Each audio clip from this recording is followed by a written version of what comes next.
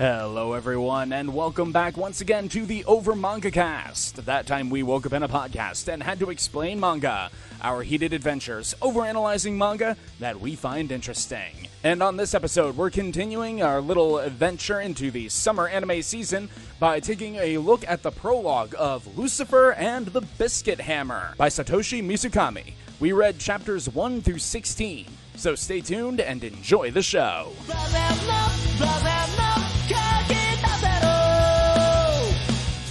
Hello everyone, and welcome back to the Over Manga Cast. My name is Sam, and as always here at the top of the show, we talk about our familiarity with the franchise that we read this week. For me, this was one that I had heard it was getting an anime, and I knew that people who knew about the manga were excited about that.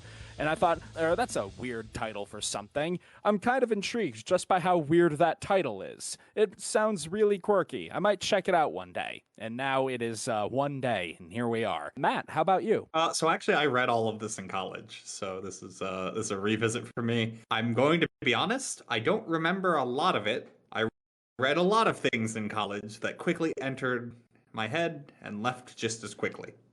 Basically everything involving economics. Having lived with Matt in college, I can attest to this fact. No idea what money is. Yeah, so Lucifer and the Biscuit Hammer, that sounds like a light novel. Is that a light novel? Yeah, I've never heard of this. I've never heard anything about this. Well, it's not a light novel. It is a manga. And it starts off about how you'd expect something called Lucifer and the Biscuit Hammer to start, with a crazy non sequitur that doesn't really make sense. Yes, Protag-kun, Yuuhi Amamiya, waking up one morning and there is a lizard in his room. And that's page one, and that's how I knew we were off to a great start. And then the lizard said that his name was New Crescent. It is his duty to defend his lady from an evil wizard who seeks to destroy the planet. And he needs our Protag's assistance on this. To which he promptly refuses. All real by the numbers. Yuuhi looks out the window and comments, "It was a nice day outside." And honestly, that's how I knew I was going to like this main character.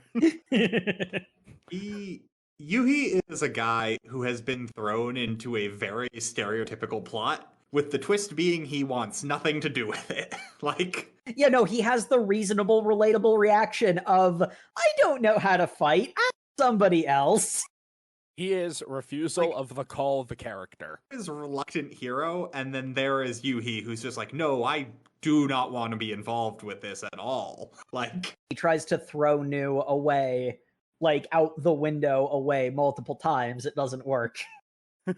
He keeps teleporting back in, practically sometimes, and often literally onto Yuuhi's back. Well, for reasons that will be explained later, but they are mystically linked together and cannot be too far apart. And not in a, if they're too far apart, they die sense. In a, they literally cannot be too far apart. It is a physical impossibility. At least as far as we know. I think they get sick when they're too far apart. He wants nothing to do with this lizard or this quest, so he picks him up by the tail and says, "You are going to stop being such a little weirdo, or I'm not letting you down." Don't lift me by my tail. That's very disrespectful. You lift puppies up by their tail when you need to disobey, to discipline them. Yeah, and I'm just like, what? No, you don't. What? Buddy, that doesn't feel right. It's very much not. We learned that Yuuhi has a very skewed perspective when it comes to how discipline works, mostly due to his own experience. But we will get to that. For now, he is just living with the fact that there is a lizard on his shoulder that only he can see and talk to, according to said lizard, which is always a great indicator of one's mental health as he goes off to college. Yeah, for most of it, he's like, either you're real and my life is at risk and that sucks a lot, or I've gone crazy, which is not great, but it's technically the thing I'd prefer. in being given this responsibility, he also has a superpower he's given. He has a very JoJo's tier specific telekinesis. The holding field, which is revealed to him by New after he goes about his day and he, has his college class, because he is a college student, which is a little bit different from your standard shonen pro tag. Yeah, it's usually high school because Japan. Mm-hmm. Or drop out because Japan. Yeah. Fair. Either or. But yeah, New is like, yeah, with the ring on your middle finger, you can focus on it to create the holding field, which is a telekinetic power that you can use to manipulate the world around you. And then his hot professor asks him why he's talking to himself. And he says, oh, nothing. And she walks away and he's like, telekinetic field, huh? Skirt flip. A standard thing for him to do. It's interesting because like he does that sort of thing every now and again. And sometimes it happens because manga. But the consistent response he always has is to plainly, matter-of-factly, to the woman's face, say the kind of panties that she's wearing, and then proceed to graciously receive the pummeling that comes next. I don't know. There's something kind of... My man thinks he's in a romantic harem comedy. Like, he's behaving as if the logic of that universe were true to him. And I think the comedy in that is that's not what's happening. Uh-huh. Or he also just doesn't seem to care. Like, he does the skirt flip. His professor, Asahina, turns to him and goes, did you see? And he just gives her a thumbs up. Like, totally blank expression on his face. He's like, yep, sure did. What are you going to do about a punch? Okay. See, that's the thing. The way I read it is that it's like, he gives the thumbs up, and it's like, yes, I did. You may hit me now. Like, I see it more as he is accepting of the consequences of his stupid actions. Like, I don't know. I find that kind of endearing. He's very matter of fact. Like, it's skeezy, but there's an honesty to it that you're like, well, at least he's not a lying creep. Yeah, he is willingly accepting the pummeling that naturally comes next. There's something about that I appreciate. I don't know. There's a level of honesty that takes the edge off it, but his honesty continues into straight up telling New that I don't give a damn about your quest. I'm not doing this. I'm not participating in it. I don't care. But the planet will be destroyed if you don't participate in the thing. Okay. I don't care. This is an acceptable outcome to me. You're not really incentivizing me any. Like, it's planet Earth. All your stuff is here. Everyone else is gonna die, so why do I have to work hard? Bunch of freeloaders. That is his philosophy as he just walks out to go and get some food from a convenience store when suddenly the presence of the enemy is detected. In this manga's favorite way of visually describing the killing intent of the evil wizard's golems by having swords appear and randomly stab our main characters. I also kind of like how the first golem that is encountered, New is able to sense it far enough away that Yuuhi can kind of react to it. Every other one, Yuuhi's response is, why didn't you sense that one sooner? Because they're always like 10 feet away from him by the time they realize one's there. Yeah, one of them is literally on the other side of a glass of like a magazine rack, and he's just like staring at me a foot away. How did you miss that one? I don't know. New seems very incompetent. Incompetent, yeah. I never thought I'd live to see the day I would describe a lizard as chuny, but he kind of is. He talks an incredibly big game for how helpful he isn't.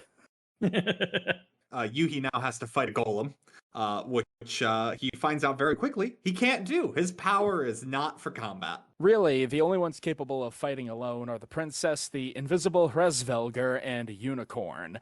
And, well, we meet the princess. We don't know about those last two. Yeah, invisible and Hresvelger are two separate things.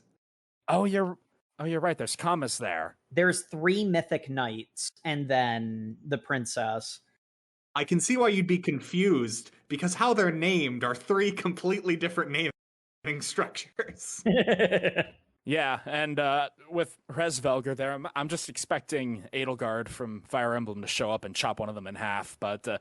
Oh, see, I was expecting a giant aerial battleship to bomb the Mustio holdout Air Force. Excellent. 2 obscure references. Gotta love it. Yeah, but the golem, all these golems are ugly sons of bitches. It looks like an upright fish, sort of. Some of them have a bit of a flounder look to them, I think. Basically just molded clay with eyes is kind of the vague shape they are. With somewhere between 1 and 3 eyes, I think, and a mouth that is almost always in the wrong place. Mm-hmm. It's one of those like it's not scary because it's grotesque. It's scary because it's a combination of too simple and the things are just slightly out of place. Indeed. And it goes to stab our boy, but he manages to use his holding field to telekinesis himself to leap over and continue his flight for his life. But mere instance before the blade of the golem can sever him from his vital forces, a young girl, the same one that we neglected to mention was his neighbor during the morning when he threw Newt out into the forest, appears and with a mighty punch obliterates the golem. Mm-hmm. And Yuuhi, when he is informed that she is the princess, his immediate reaction is, so I'm supposed to protect her. Well, his immediate reaction was the force of the blow sent her skirt flying up, so he describes her panties, which earns him a kick in the face. Mm-hmm. Yeah, this is where that becomes a pattern, and again, to me, it really does feel like it's like I got a good view. I will now accept the violence that I deserve. Bunny rabbit, no one asked you. Yeah, the very important distinction that he is the knight supposed to protect her, when she is a gag manga tier punch it and it dies level character. Yeah, and it's also at this point that I think the lizard tells him, like, by the way, one punch from one of those golems would completely kill you. Like, the scale of power here is not in your favor in any way. Yeah, like, you would cool. You would disintegrate. So I'm going to continue not participating in this nonsense. Bye. Why am I supposed to be here again? You haven't explained that. Samidare, usually referred to as Sammy, she really seems to like the idea of Yuuhi being involved in all of this. It starts off as a sort of Genki girl kind of thing where she tries to bubbly and with a smile convince him to do the thing. But that's not good enough. You can't manic pixie dream girl your way out of this. Well, I was gonna say she can't gaslight gatekeep girl boss her way out of this one, but she sort of does. Yeah, a little bit. Yeah. Her method of encouraging Yuuhi to engage into the fight is she takes him to the top of the school, the top of the college, and she says, yeah, I completely trust you to help me win this battle. I see the potential in you. Literally why you saved me in that last battle. No, I think you can do it. In fact, I'm going to show you how much I trust you. And she throws herself off the top of the building. A perfectly normal and rational decision. It's going well. And Yuuhi is able to telekinesis them. He jumps up to catch her and then telekinesis both of them down. His telekinesis, I think we get told at some point, has like a weight limit of 3 pounds he can easily maneuver. Everything else he's just stopping from falling desperately. And he only has like 5 seconds worth of holding, but that's only currently. Mm-hmm. And he has the rather clever idea of, well, so long as he can create bursts of telekinetic force fast enough, he can subtract force faster than gravity can add it and land safely, which I think is pretty cool. It's a little step stool approach. The thing that we've been introduced up to this point is that the telekinesis is functionally like a muscle. The more he uses it, the more powerful it will become. And he is rather against the idea of effort at any level. Yeah. Also, guys, I just realized we completely forgot the main point of going up to the school roof. They introduced one of the titular characters.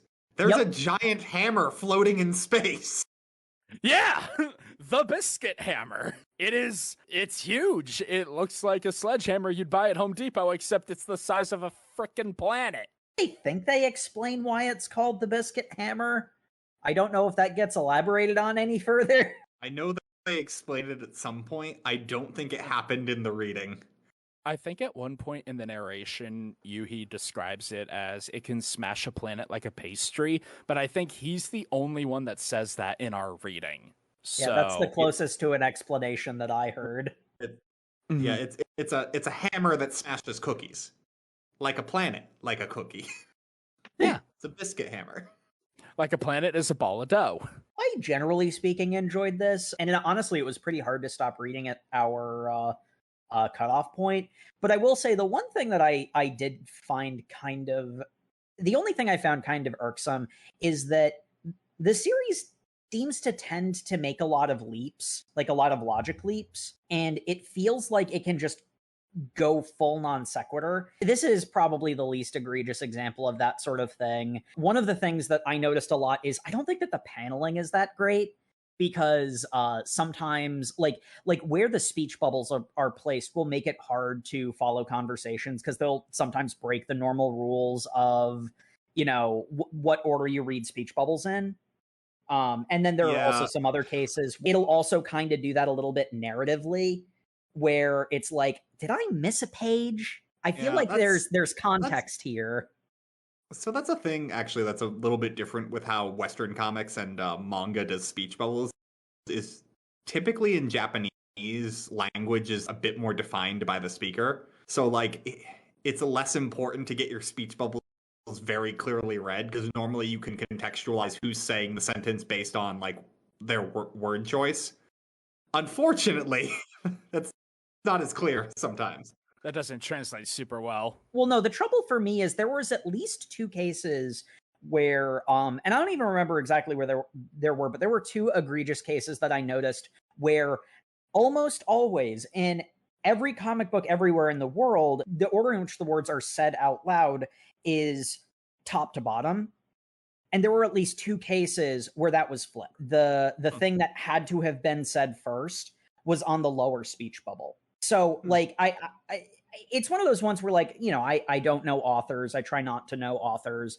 I don't know if this was a early work by this person and that was, like this is a, ironing out the kinks of, getting into the swing of things, or if it's just some early installment weird, like it, even the narrative non sequiturs, I could feel where the connective tissue was supposed to be and get a vague idea of what it was supposed to be.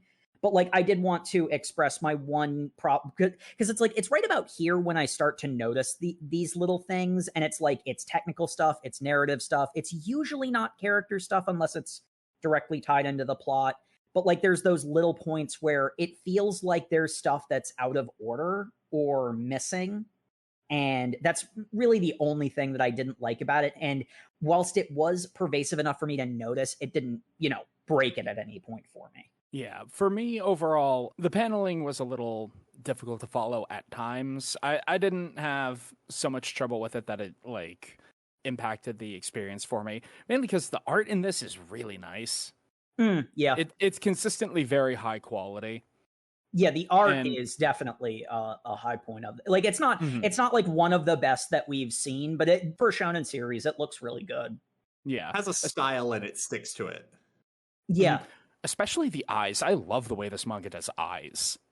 They're incredibly expressive. They're very expressive, and actually I think that's a big part of the reason why I was able to mentally fill in the gaps that I noticed, because things like expressions will actually do a lot of the work to carry over that problem. It almost feels to me like maybe it's a kind of mistake that I know that I make when I try to write sometimes, where I know what I mean, so I'll leave a detail out, not realizing that it's only obvious to me because I'm writing the damn thing, Yeah, a classic. I feel like that might be potentially a part of it, but I don't think I've seen enough to know for sure that, because like to some extent it also almost feel like in some places it feels at least semi-intentional. So I do kind of wonder if it builds to something. I mean, the whole story is pretty surreal. You wake up Yeah, one morning, there's a lizard in your bed, and it only gets crazier from there. Particularly because after rescuing Semi from falling off of the building, she says, "We are going to leap into the sky and knock the biscuit hammer away from threatening the earth. Also, I can destroy it with my fists!" We get introduced to the other titular character, the Lucifer. Yep. She has a pointy-toothed grin on her face. she commands Yuuhi to swear fealty to her, and he's like, "Yep, okay, fine. Works for me. By your command, my lady." You've made sense. New is completely scared shitless. Meanwhile, Yuuhi is like, "All right, defining tie activated. I will do whatever you say." Yuhi's not admitting it at this moment, but he has unlocked a fetish. I mean, pretty overtly. That's basically in the text. That's not even a joke. There's an entire arc of the manga of getting him to admit that he has feelings for her. Like, Yeah. And it takes multiple dream sequences, which I'm always a fan of, so I was very much about it. Speaking of dream sequences, the next chapter kicks off with Yuuhi having a nightmare, another one of my personal favorites, as he's basically doing the last time on Dragon Ball Z, remembering the scene of him swearing fealty to Samidare, and it's interrupted by a shadowy figure repeating his name and draping him in chains. He, with a very terrified expression on his face, says, "Grandpa," and then New promptly wakes him up like, "I'm not your grandpa. Get out of bed, loser." You told me to wake you up at whatever time it was. It's that time. You're going for a jog. As Yuuhi has realized he is very out of shape, and if he's going to serve the princess, he needs to be well in shape as a knight. So they're going jogging together. Yeah.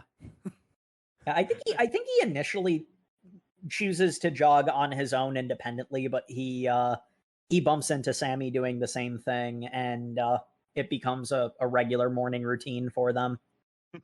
She uses him as a training weight while doing push-ups. Yeah, in case you didn't know, Sammy was super strong. Now she does like 100 push-ups with with him on her back. Like, okay, now it's your turn, and he does 15 regular push-ups and collapses in exhaustion.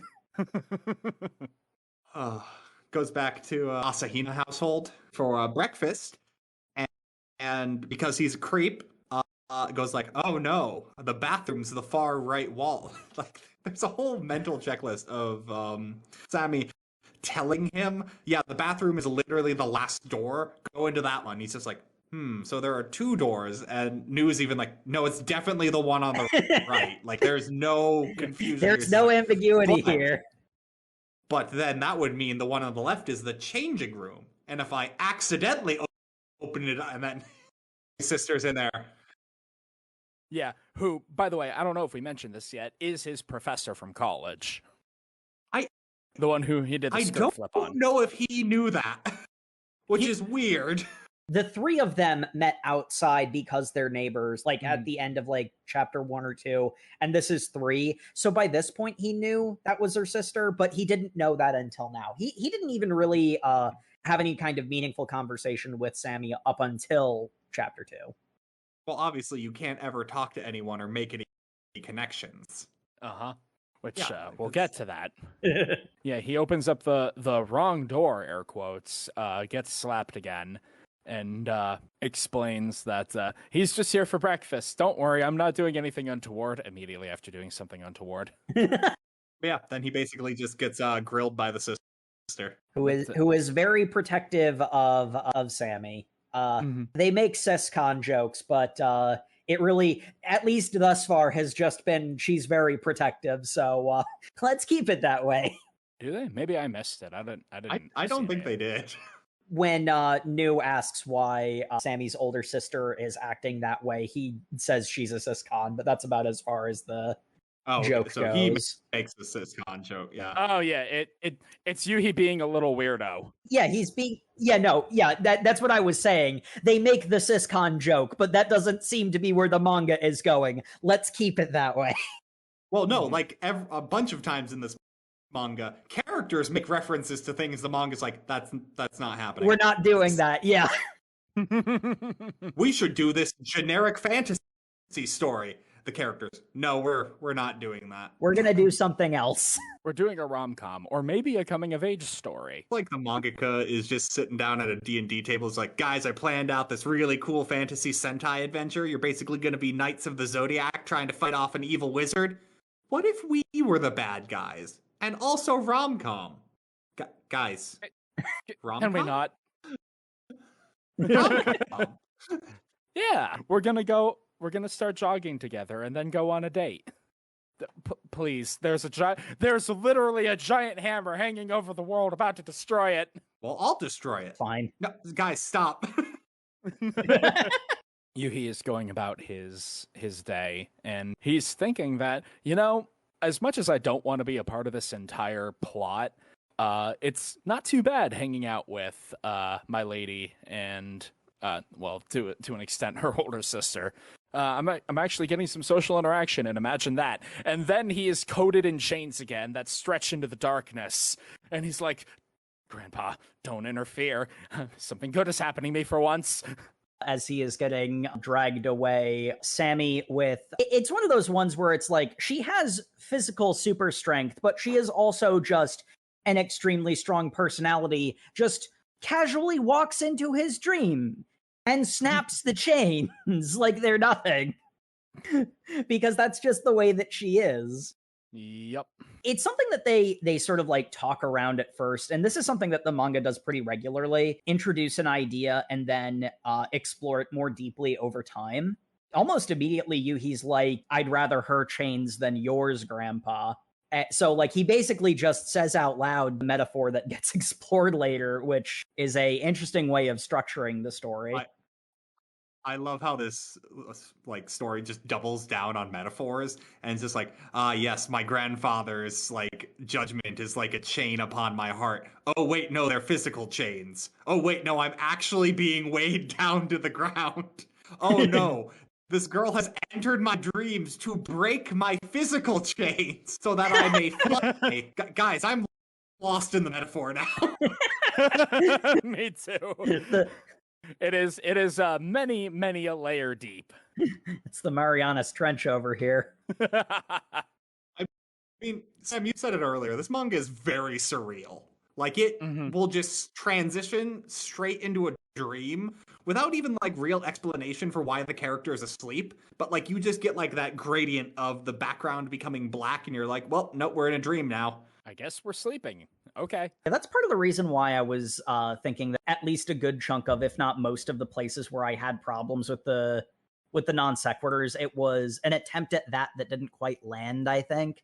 But yeah, he wakes up and he's relatively committed at this point to, doing the thing. Well, at this point, the thing is defeating the Biscuit Hammer solely so that his lady can destroy the planet.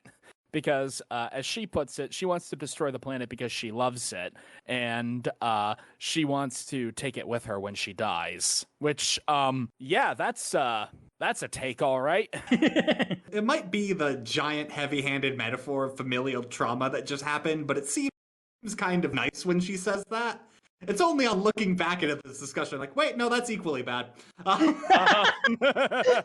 This is actually one of the really good examples of where the way that she describes it to Yuuhi in the second chapter, when she just drops this the first time, it feels like a complete non sequitur. It feels completely out of left field, but it's done with a kind of intention. And then later on, it gets explained in more detail. And there are two places where the story does this sort of thing, and it just like nails it like right out of the park. Her motivation is one of them. It requires a lot of trust in the audience, because when she initially says that, what are you supposed to take from that? You kind of have to trust that the story is going somewhere with it. Eventually it does pay off that, yes, we're going somewhere with that. It's a very risky but very, very rewarding style of storytelling that you don't see very often, especially not in like big budget. Like manga isn't, the biggest budgeted thing ever, but like this is a professionally made manga with somebody's job on the line, it had to sell and all. Brave choice for a serialized medium at the very least. Yeah. This was absolutely week-to-week releases. For a professionally made serialized series, it is a risky call to bet everything on people taking your word for it that I'm going somewhere with this. And I really appreciated it because, like I said, it doesn't always pay off. There are some cases where I feel it misses the mark, but there are just two big moments that I'm not going to stop raving about forever. But we'll get to those. At this point, Yuuhi has only really started to get serious about getting stronger and doing things right. Because the big thing at this point is he's basically decided, I can't fight, so I'm just going to fly my lady up to the Biscuit Hammer with my telekinesis. And then she can do the work.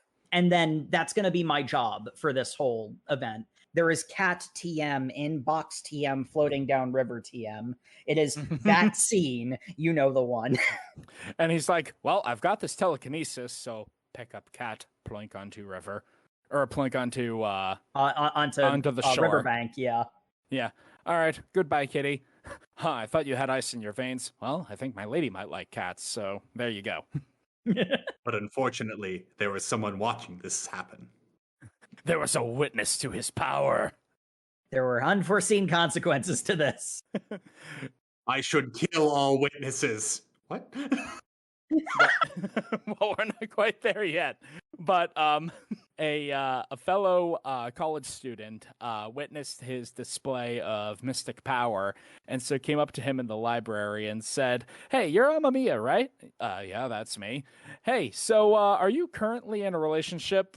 No, not really. All right, cool. Let's get married. I'm sorry. What? Who are you? The only thing that omits as a direct quote from the manga is she also asks if he's interested in anybody, and as Matt mentioned, there's a whole arc about Yuuhi accepting that he likes Samidare. So It actually is the beginning of it, is this thing. Basically, yeah. I refuse to marry you. Then let's get engaged. No. Yeah, she gets talked down, and this girl knows what she wants and is willing to accept any compromise, and I can respect the hustle. She literally gets haggled down to a single date to go see a movie. Which she gets. He's just like, fine, I guess. And she's like, cool. And then, to my girl's credit, she haggles up that date from just a movie to spending the entire day together. So... yeah. That's talking. Gotta respect it.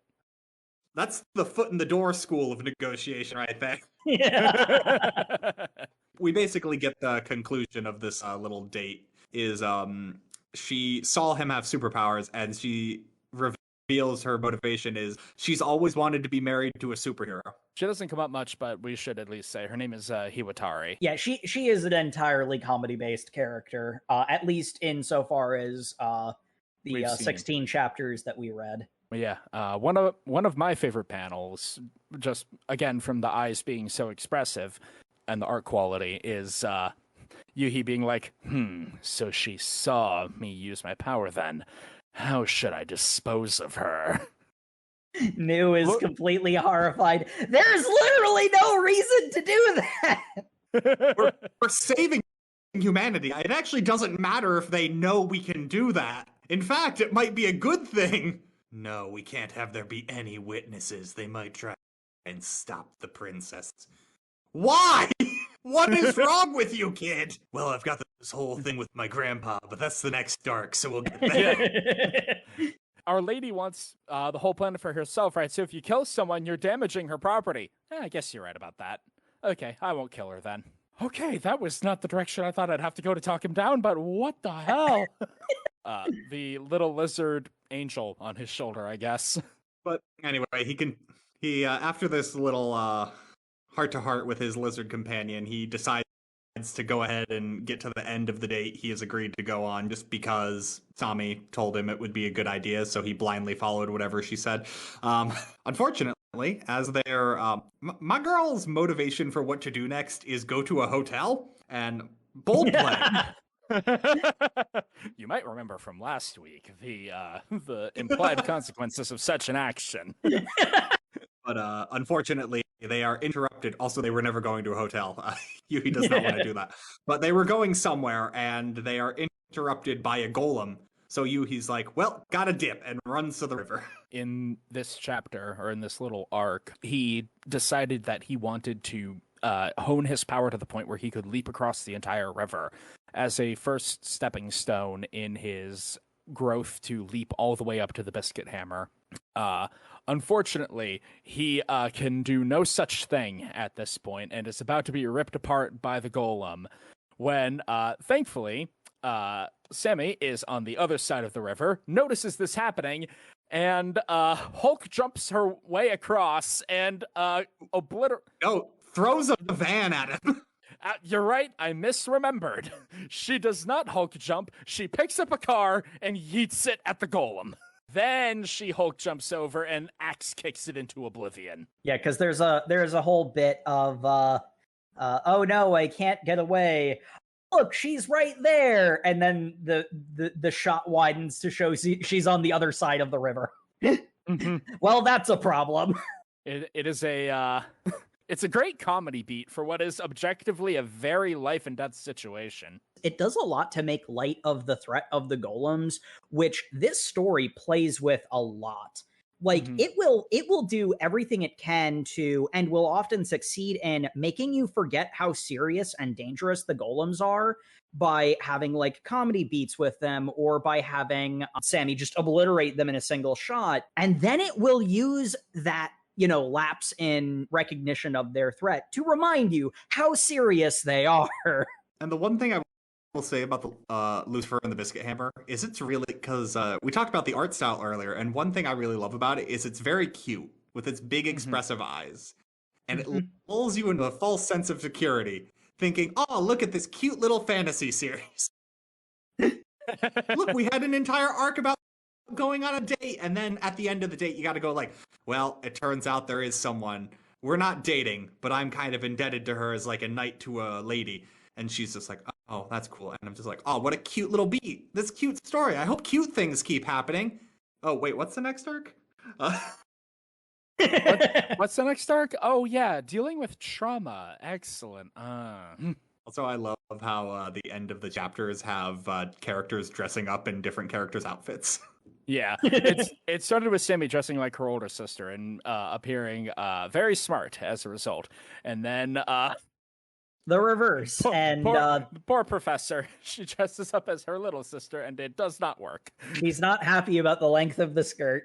Not happy about anything. It's a very tight outfit. Yeah, that's true too. And then the third one is Yuuhi dressing up as the professor, which is an interesting image. He's extremely blasé about it, and honestly. There's several times where I said, I didn't expect this manga to be so based. That's one of them. Oh, that's pretty based. Like, you gotta respect that. After the little dress-up scene, going into the next chapter, poor Yuuhi is still trying to train up his strength, and he's doing that by trying to dodge Samidare's punches.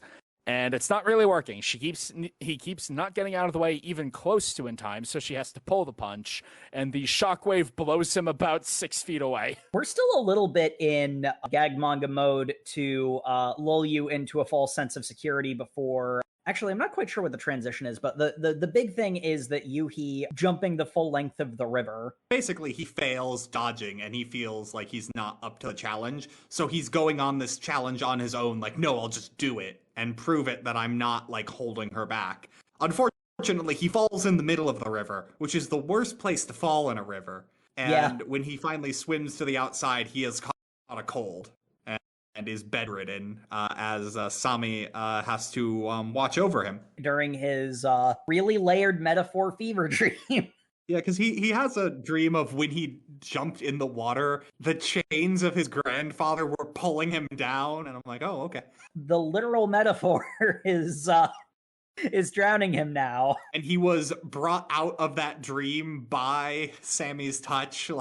Like it is the most literal, non-literal thing you'll ever see. He flashes back to, in a large way, basically explaining why his character is the way that it is. We get really, really strong line. It's so well written in that it's such a vile thing. It's one of those ones where it's like inverse inspiring, I guess. Yeah, and it's something Yuuhi's like refusing to talk about.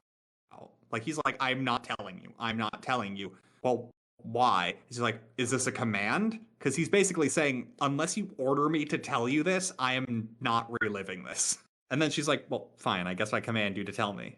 And we get the flashback to why Yuuhi's like this. I love how there is no attempt to make it make sense. Yeah, from Yuuhi's perspective, it is just cruel. We do get more details and context over the course of it because there is an actual reason for it. But the simple fact of the matter is, this is just an evil thing that someone awful did to him. Yeah, and basically what happened was little 10-year-old well, actually, it was 10 years ago, and he is 18. So he's 8. So 8-year-old Yuuhi. Even better.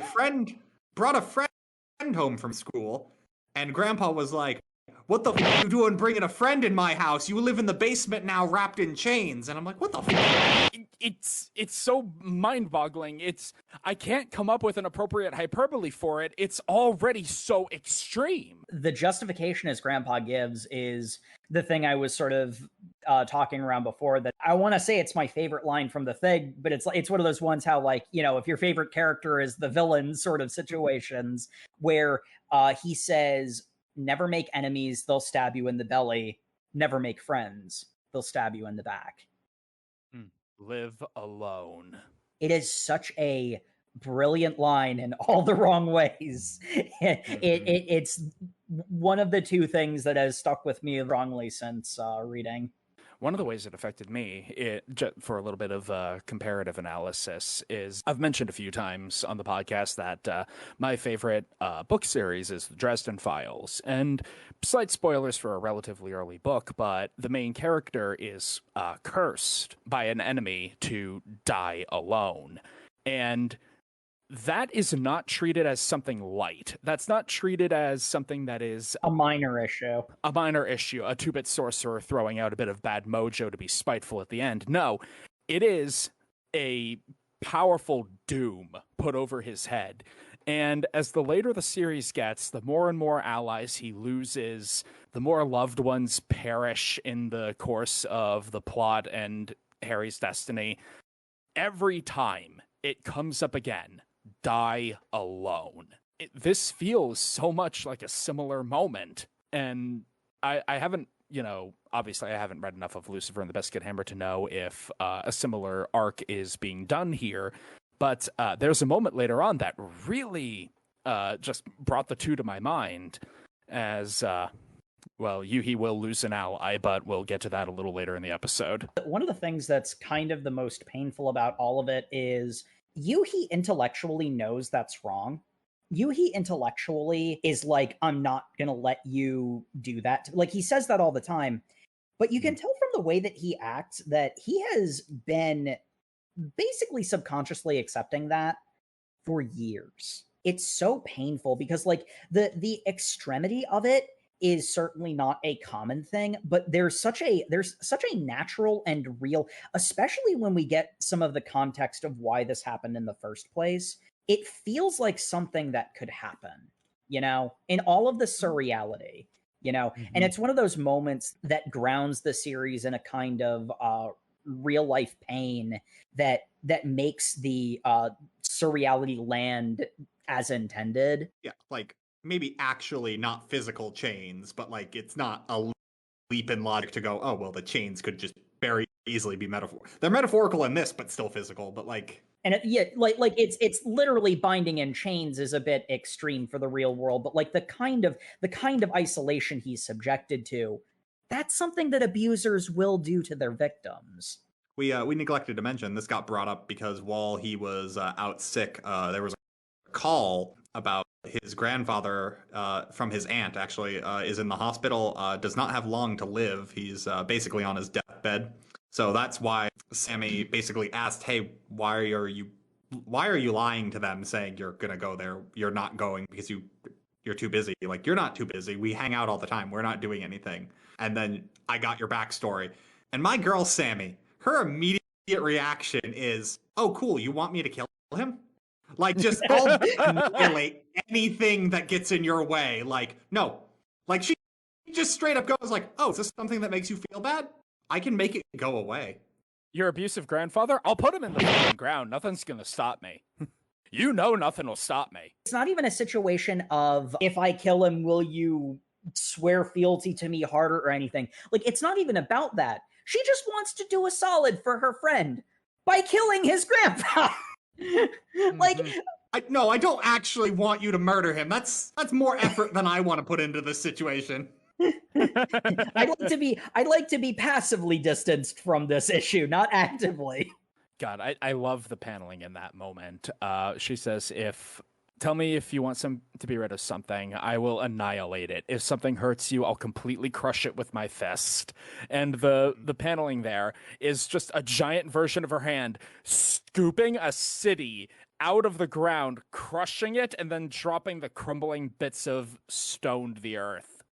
And Nu sees this and is terrified. Immediate next panel, extremely tender bedside manner scene.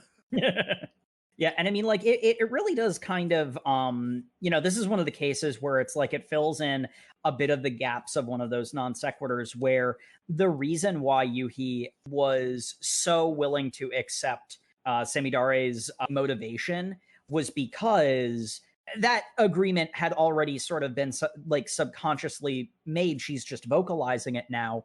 And from Yuuhi's perspective, the thing that's currently hurting him is the world. Like, he hates the state of the world. And it's one of those ones where it's like, if you stop to think about it, if you say it out loud, he'd probably realize how ridiculous that is, but he's not in an emotional place where he can do that right now. Mm-hmm. And then, because this manga loves its metaphors, after he gets better and has had that, like, heart-to-heart with Sammy about, like, maybe I do want to move on from this, and I want to keep things holding me down, like, away, he jumps the river. The thing that at the beginning he failed to do because his grandpa was holding him down, saying, you can't fly. And he's just like, I'm going to jump over whatever the hell I want, Grandpa. Yeah, he's able to overcome the literal chain metaphor. Yep. However that works. Also, overcoming the little chain metaphor is also him deciding, I guess I'll go see my family. I actually love this part of the scene because, I don't know, I guess maybe like a more villainous or a more poorly written version of Samidare, like, she says, you should go visit your grandpa. And he's like, are you ordering me to do that? Expecting her to say yes, because, like, intellectually, he knows that he should close the door on this one, and, like, that would be better for him to move on, but he doesn't want to. And he sort of wants her to order him to go, because then it's out of his hands. Then he's not responsible for choosing to go. Yuuhi is not someone who likes doing hard things, but if someone tells him to do the hard thing, he'll do it begrudgingly because it's not his choice. But she's like, no, you should really just choose to do the hard thing because it will really benefit you. Like, this whole thing is clearly affecting you. You should get some closure for you. No one else, but you clearly need some closure on this. He asks her, are you ordering me to see my grandfather on his deathbed? And she says, no, I am as a friend saying that you should. Mm-hmm. But then she also tells him to get better soon, and he's like, is that also a request? No, that one's an order. And he immediately sits up. Yes, ma'am. And instantly heals, because that is the kind of person he is. But one of my favorite scenes is they're on the train heading to his aunt's house in the hospital where his grandpa is, and he's just sitting there going like, oh geez, this is a waste of my time going to see the old man before he croaks. And then his little lizard companion is just like, hey, Yuuhi, you haven't used your wish we haven't mentioned yet that all beast knights get. I think all knights get, it's been a while, but they each get a wish. And he's just like, as like payment for being a knight, he's like, you haven't used yours yet. I could heal your grandpa's illness. And he just looks at the lizard like, no, I mean, I could ask you to kill him, but that still seems like a waste of a wish. It's like, what? Literally, why would I use my wish on that old bastard? Besides, well, the wish had been mentioned earlier as an incentive to get a reluctant knight to participate, but even if the knight eventually agrees, he still gets the wish as compensation. And Yuuhi being like, I am a disaffected nihilist who wants nothing from this world except to see it destroyed by my lady's hand. I'm literally doing the only thing I could ever want. What would I have to wish for? It's usually done as a comedy beat, but it's the kind of comedy beat where it's like the minute you start thinking about it, you realize, oh, this is way worse and way darker than it's pretending it is, like with intention. He basically keeps trying to waste the wish out of spite towards New. Like, it's one of those ones where it's like, it's funny if you don't think about it. And then you think about it, you realize, ooh, that's not great. I don't need a payment for this because my payment is the world is being destroyed the second we're done. So I either die or I die. Your payment is meaningless. That's not a healthy way to look at things, my G. Speaking of not healthy ways to deal with life, Yuuhi and his aunt and uncle's house he behaves like creep, which is weird. Yeah, that was an odd scene. Anyway, so they finish up dinner, and his aunt is like, anyway, the bath is ready. Why don't you go and have a soak, Yuuhi? And, but be careful. Your little cousin's turning into a woman. Avoid any accidents. And she's like, Mom, that's weird. Stop doing that. Maybe I should be careful to avoid an accident. And opening the changing room. Oh, it's empty. Anyway, no accidents, huh? You didn't even hesitate! New is rightly concerned about this situation. Being the perpetual creep he is, the paneling does not... It indicates this may have been an accident. I prefer my interpretation, which is he stripped naked completely and then posed in front of the door for however long it took. for his little cousin to open the door, yeah. Say little cousin. I think she's 14. So... Yeah. She's not like an 8-year-old, is what I think when I hear a little cousin. It's still bad. It's just not that kind of bad. Mm-hmm. It's creepy, but no, it's creepy. It's creepy. Yeah, no, it's still creepy. It's creepy regardless, but it's not the worst possible version of it. So I guess the accident was on me. Ha ha ha! Why are you so happy? I believe he actually says that outright, which he's not wrong. That is indeed what New says to him. You should always knock, though. That's the thing. Too many people in this are just opening doors. Yeah. Don't open the door, Denji. Don't open the door, Yuuhi. Don't open the door. And then New's just like, hey, by the way, here's some exposition. What's up with your parents? Oh yeah, my dad's dead and my mom ran away. This sounds like there's more explanation to the story that's necessary. I'm reading. Oh. No? Sort of the interesting thing is Nui is like, that seems like a really understated reaction for the words that you just said. Like, do you care about that? And he's like, no matter how I say it, it's not going to change what the facts of the matter are. If you just listen to the literal words, it almost sounds like it's like that kind of positive nihilism where it's like, if nothing matters, then I'll make things matter. Like it sounds like that at its surface. It sounds like positive nihilism, but it isn't. Once you actually parse the context, you realize, no, he's just spiraling because of course he is. He dealt with some very serious abuse in his formative years. I really like the paneling here because New, prods more explanation out of Yuuhi, and he says, oh yeah, so, okay, whatever, I'll tell you the story. My dad was a detective, and he went missing, looking for a drug smuggler, and then a few months later, a drug smuggler was arrested and admitted to killing a detective and burying him in the mountains. The detective was my dad, and the smuggler was his partner.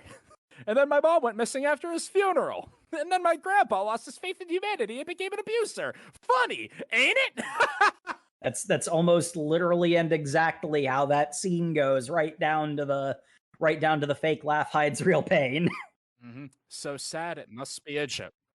Yeah, and we get a picture of him smiling, and that's the right half of this panel, and it's divided by the speech bubble that says, so sad that it must be a joke. And then on the other side is him as an 8-year-old kid bawling his eyes out. This manga is loaded with metaphors. Vanishingly few of them are subtle. This one hit me really hard. Yeah, I mean, a metaphor doesn't have to be subtle to be powerful, and this is a powerful one. This is also an example of where, when I mentioned that some of the paneling and some of the speech bubbles were issues, some is the operative word, because that page was extraordinary. I mean, like, it's very much the case where you had to call out the problems where you see them, but boy, this manga has so much positive to outweigh the places where it mildly missteps. And that imagery it's one of those ones where they do a little bit explain the metaphor, but they, for the most part, let it play. This is where New kind of became my favorite character, because he calls Yuuhi on his bullshit. He's like, you're just sitting here laughing, but I see the face of a crying child. Hating this world is only going to ruin your life. My life can't get any worse. And New knows that is absolutely deflecting. And also not the point. Sure, maybe it can't get worse. It almost certainly can, but you want to know, it could also get better. You ever considered that, you little punk? That sounds like that takes work. Putting in effort is hard, and sometimes it doesn't pay off. You do everything right, and it still doesn't matter. So that's the reason why he doesn't try. And it hurts because, honestly, I don't that's something that, to me at least, feels very universal. I feel like in sometimes large and sometimes in most times small ways, that's the kind of thing that everybody goes through every now and again. You set out to do something and you see how tall the mountain is.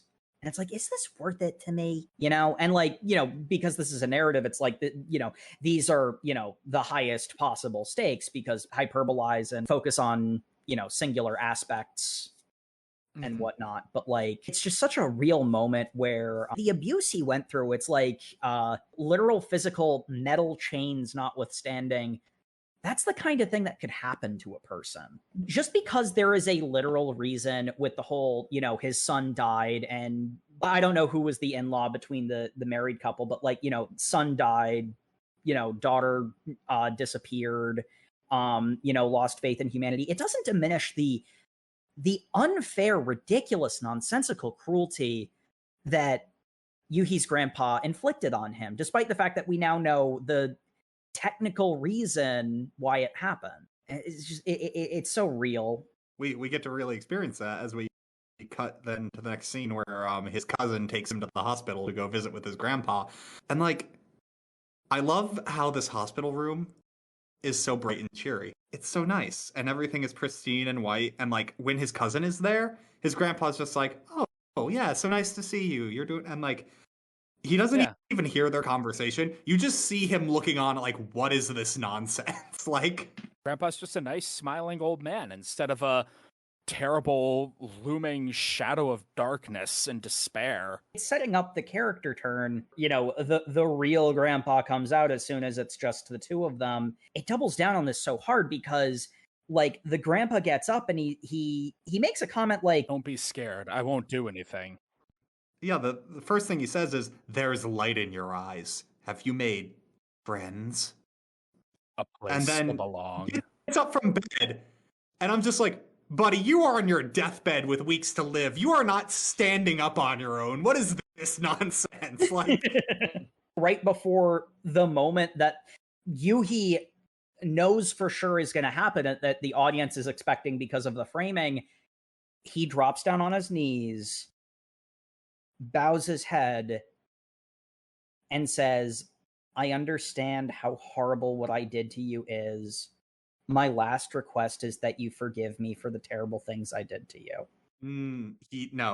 He explicitly says, "You don't need to forgive me." He wants to apologize and have his death be atonement.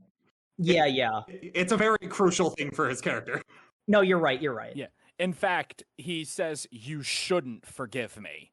Just, I want to apologize." And Yuuhi explodes with the most emotion we've ever seen out of him in this manga, screeching that he'll never forgive him. It's too late for any apology. After everything you've done, now you change your mind. And he runs out in a rage into the rain. And honestly, a totally reasonable reaction. You can't just pretend that the pain didn't happen, Well, he's not, though. He's not pretending the pain doesn't happen. He's saying, I want to apologize, and the fact I'm dying is because he's using his death as see, I'm dying because I was such a bad person. That's what he's saying, is I'm dying, so this is my atonement. This is my seppuku, is this illness I'm dying of. Which also kind of fuels what Yuuhi does. Yeah. Yuuhi knows, Grandpa knows that literally any amount of apology that he could do right now would feel hollow and self-serving. There is nothing he could do to make this better. The most impactful thing he can possibly think of is to apologize while dying. And he knows even that won't be enough, because that still feels like self-serving, oh, woe is me bullshit. It is kind of important that he doesn't ask for forgiveness.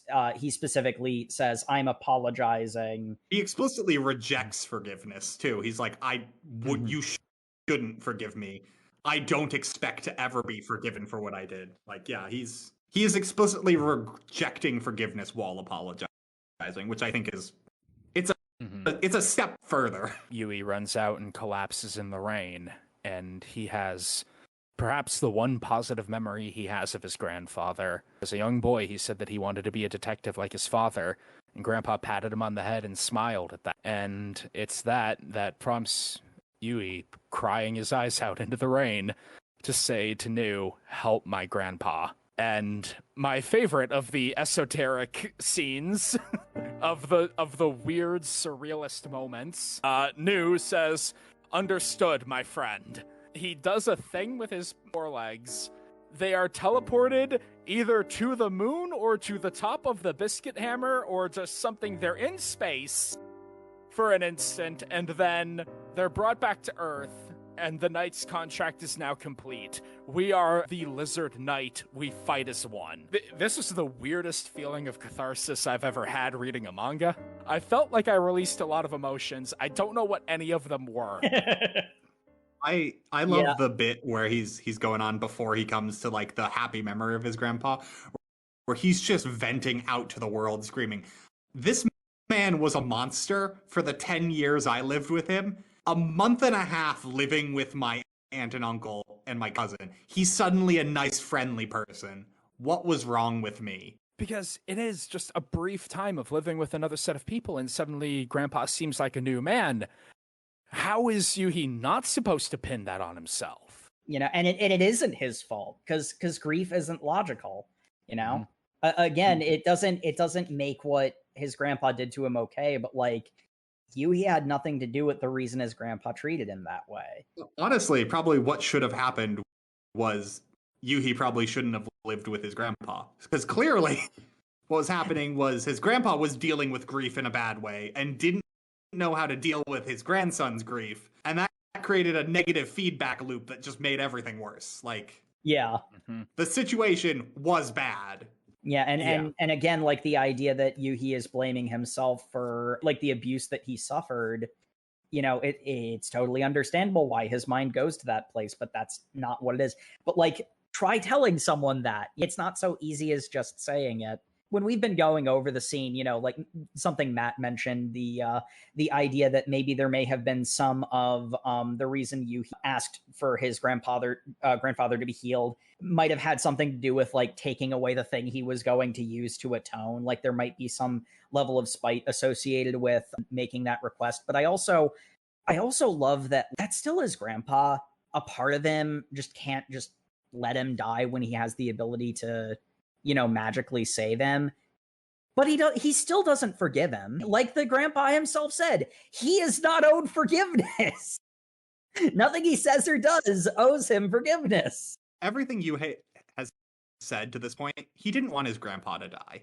That's not what he wanted. And in fact, when his grandpa was saying like, my death here is an apology to you, him wishing for him to not die is still rejecting his apology because he's still mad at him. He does not forgive him. It's almost crueler to save him like that, because now Grandpa has to live even longer with his mistake.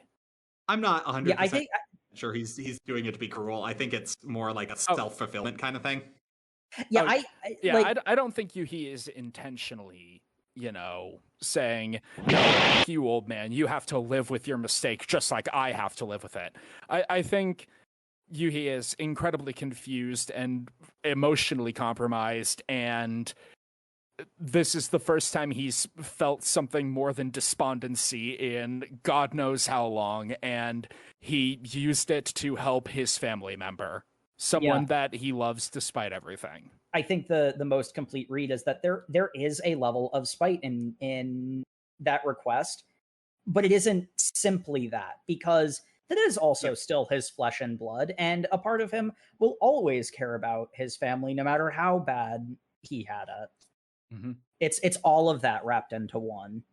Like, what Yuuhi got was not what he wanted, and I think honestly what Yuuhi wanted from this was to come in, see his grandpa dying on his deathbed, say, "Hey, what are you doing, grandpa?" And for his grandpa to be a piece, and for him to walk away going like, "Yep, old man's dying and was just as shitty last time I knew him. That's my closure."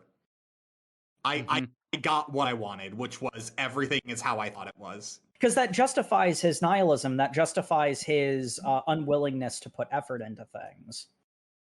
Yeah. But the idea that someone can change, even someone as atrocious as his grandfather, challenges that in a way that he is not ready for, especially because he has already wholeheartedly committed himself to planetary destruction. Even worse than that, Sam. It's not that he was incapable of change. It's that he was capable of change for someone else. Mm-hmm. Mm-hmm. He was perfectly willing to be a nice person to his other family. It's an incredibly painful and emotionally complex arc, and it made this an instant top 10 contender for me. I'll just say this right. I'll just say that right now. Y'all can skip our best of 2022 in the next 6 months, at least for me. This is going pretty high on my list just for that scene. Please don't skip any of our episodes. Don't listen to what Sam says. Watch them twice. Yes, do that instead, because we are insightful. I'd like to hope so. Maybe. Anyway, that would also be a bonus. That's a pretty emotionally poignant moment. You wanna go ahead, take a quick break, reset for the second half of our reading? Yeah, I think I need a glass of water after that one. We will take a quick break, folks, and we will be back after this.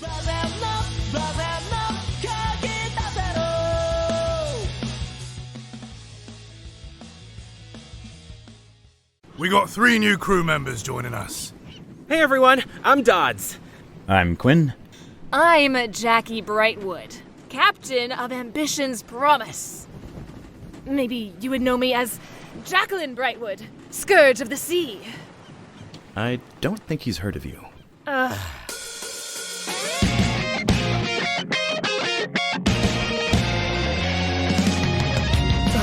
can't believe this is where my life is. Taking a test to see if I'm worthy of being on a crew. I'm sure you'll get your shit back in no time. Sounds like a pretty fun adventure if you ask me. Well, sorry to burst your bubble, kid, but life isn't quite as exciting as the stories. Are you kidding? We're about to sail the sea, battling pirates in a magical storm. We have vital information for the Queen about the culprits. They are led by Captain Cross. Evandel, please don't tell me you believe that old ghost story. Captain Cross ain't real. He's just a fairy tale to scare the newbie sailors. Is this how you treat them? That's not how a captain's supposed to act. Are you here to challenge me, Dodds? No. I'm here to take you down. Come on, Quinn. To adventure!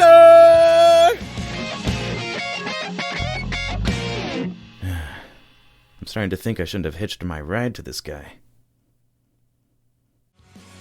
Listen to the Storm Chasers on Spotify or wherever you get your podcasts. Or watch an animated version on YouTube by searching Storm Chasers Podcast.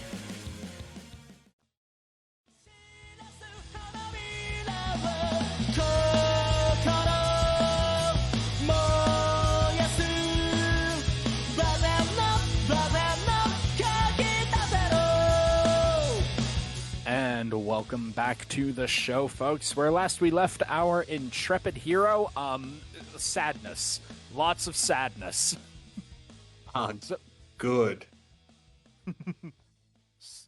How I like my manga. Yeah, hero is an interesting way of putting it, but Indeed. They're objectively the villains. They're just fighting another villain. Yeah, so a villain protagonist then? But where last we left Yuuhi, he was being very sad about the whole situation with his granddad, but he has no time to process these emotions because monsters! Another one of the golems has arrived. And he is much too far away from Samidare to be saved by her One Punch Man powers. He's a day's worth of a bullet train ride away. Mm-hmm. Love how they cut to what Sammy's doing right now, and she's studying math and has passed out from thinking too hard. Y equals crab? And then she doodles a bit in her notebook and falls asleep.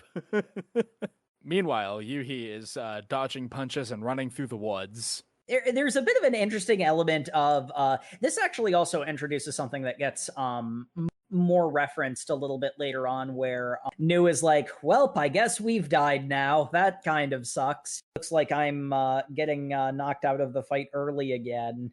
What do you mean again? Yeah. What do you mean again? We got some reincarnate. Okay, this is already my exact flavor of surreal bullshit, which is why I am enjoying this manga so much. But you're telling me we got reincarnation bullshit in here too? You're just making it my favorite manga of all time. Yeah, when they get introduced, it's very clear that this is like a preordained cycle. I suppose you could read that as it has been prophesized to happen, or it's happened a bunch of times. Now you're just getting it confirmed this has happened a bunch of times. Yeah. It very much is the case where it's not something that Yuuhi had really deeply considered because he didn't want to participate in any of this. Suddenly, it's sort of an interesting moment because Nu is suddenly the nihilist who's kind of just accepted death and putting effort in is pointless. But Yuuhi, on the other hand, after everything he's been through, and not only what just happened to him, but also, the effort it took to, come out here in the first place and finally making friends, because, whatever, knight and princess relationship he has with Samidare, they're definitely friends, and also whatever weird creeper relationship he has with the professor, they're pretty obviously friends too. Like they have a dynamic. So he's unwilling to just simply give up. Like he summons his holding field, and Nu is like, that's not gonna work. That's not a combat technique.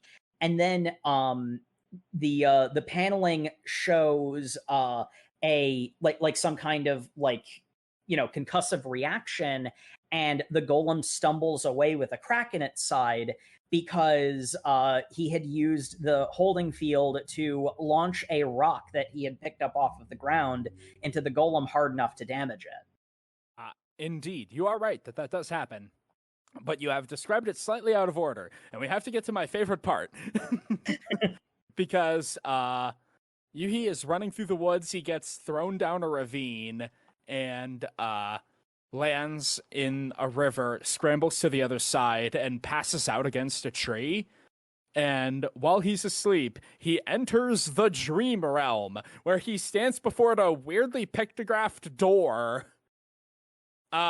Which weirdly pictographed is right. Uh-huh. It's got weird, sickly, and sort of crying, like a unicorn, a bird-looking thing, another bird-looking thing, and I don't know, a four-legged Tyrannosaurus? I think this is one of the parts where I'm like, I feel like something got missed, because we've seen his dream sequences before. This is the first time we're seeing the door, and he says, "Huh, here again?" And it's like, it's not again. I feel like it's not again for you, you mean? Yeah, and that's where, that's one of the cases where it's like, this one to me, as far as we read, feels like a mistake. But considering this is actually this sequence. This sequence is one of the points where the expression of they rely on the audience being willing to accept that they're going somewhere with this. So that's also why when I said that was something that I had a bit of an issue with because there were paneling problems in addition, it didn't ruin it for me, because that weird non sequitur where it's like, that's not true. I'm sort of accepting that, is this on purpose? This kind of feels like it's on purpose. But, the story hadn't quite sold that to me yet. So in the moment, I was like, that feels like an error. Indeed, but Yuuhi walks up to the door where Samidare is waiting, sitting on a rock, just looking at it. And she's like, Oh, hey, you already went to bed? No, I ran into a golem and I passed out from the battle, so I'm probably about to die. That's a shame. It's also worth noting that Samidare is in a completely different outfit than we've ever seen her in. She has a cape. Yes, and it is a very badass cape. I love it. But in this instance, she's a bit of a different. She's the same. She's the same Samidare, but she's a bit different, showing a different side of herself. Maybe she's a little bit bolder. A little bit bolder, a little bit more open. Yuuhi says, my outer persona was always serious about serving you, but I was, inside I was too scared of my grandpa's chains, so I just needed a different yoke to be tied to, so I used you for that purpose. So, sorry about that, and sorry I'm going to die before I can finish my service to you. Hey, Yukun, do you love me? What do you mean? Saying out loud the thing that has been implied up to this point. Oh, well, if you love me so much, maybe you need a reward, huh? How about if you live and beat this thing, I'll give you a kiss. I bet you'd like that, you sick freak. Ew, no. It is Yuuhi who says ew no, by the way. Yeah. Besides, I won't remember any of this when I wake up, and I'm in love with your cute outer persona anyway. In or outer, it's all the same person. What? So just wake up and do something about this situation. And he snaps awake, suddenly full of vim and vigor. I thought that the way I remembered it was he cracks the thing, then gets swept away by the river, and that was the point when he commits to actually beating the thing. But I guess I misremembered the exact order. Immediately after. Immediately after. Okay, yeah. So I misremembered the order of events. And Jacob, you'd be forgiven. This manga's very surreal and has a lot of flashbacks. Yeah, that's when we get the moment of him cracking the thing. And the thing I really like about this is, and this is to me the strongest moment in the entire reading section that we did, because New is like, well, okay, so you got away from it again. You know, you woke up in time and you were able to resist it and fight it off briefly, but you're still gonna die. You know that, right? And he's like, no, I'm definitely not. I just proved I can damage it. That means I can win. And like, if it bleeds, it can die. And like, for the rest of this entire sequence, he almost becomes a completely different person. He is confident, he's competent, he is extremely determined, and he is willing to use everything he has at his disposal at 110% to get the job done. And the kind of character he had been up to this point, like, you see the point where that dam breaks, and it makes him so much more badass than if this had happened in like chapter 2, for example. The time it took for us to get here was such a bold choice, because up to now we kind of understand the kind of character that Yuuhi is supposed to be from a narrative perspective. And here he just says, screw that, I'm being the shonen hero for the rest of this chapter, because if I don't, I die. And he does, and he's such a badass for it. I know, and I freaking love it. And then, like, the thing that to me is an even bolder choice, and to have a situation where the audience has to buy into something that they don't really know if the story's going to do anything with, is such a risky call. But then, you know, we see this version of Yuuhi that kind of feels like this is like his fully character developed form, but he doesn't He doesn't stay that way. He doesn't completely revert to the way he was before, but for the rest of our reading section, he's in a state in between the two. You know, he was able to bring this complete version of himself out in this crisis situation, but you know, it's not a switch that gets flipped. And then in keeping with the comedy of the series, there's also the like down layer of like, man, what switched the shonen action hero switch? Was it purely self like keeping himself alive? Well, he's a nihilist. That doesn't make any sense.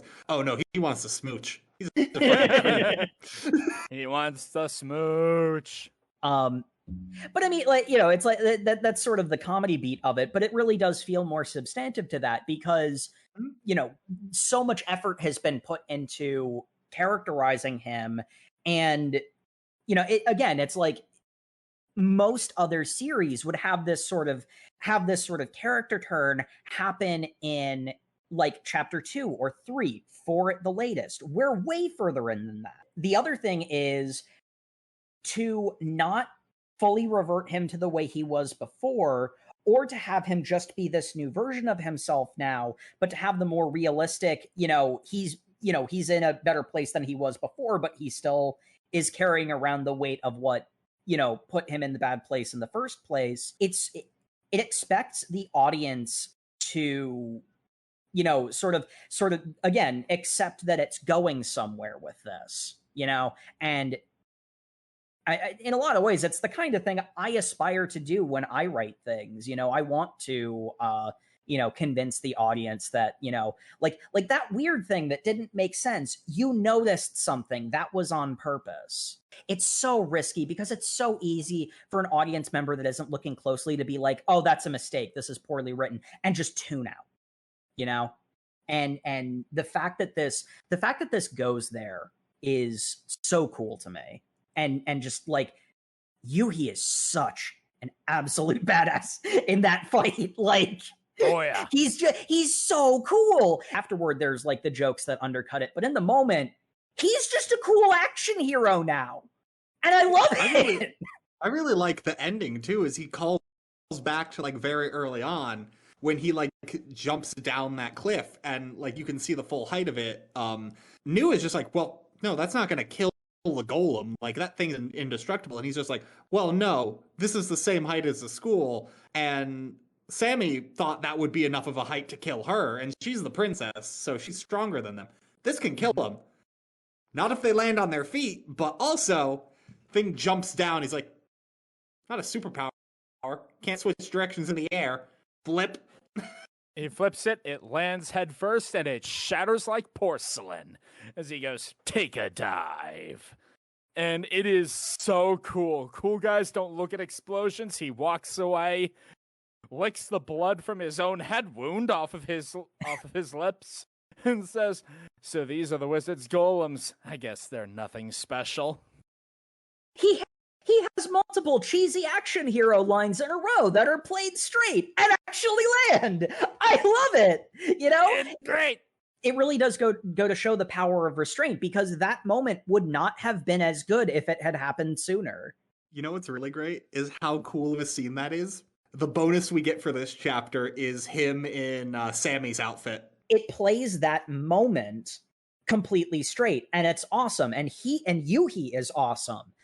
But it doesn't suddenly turn his character on its head. He's still him.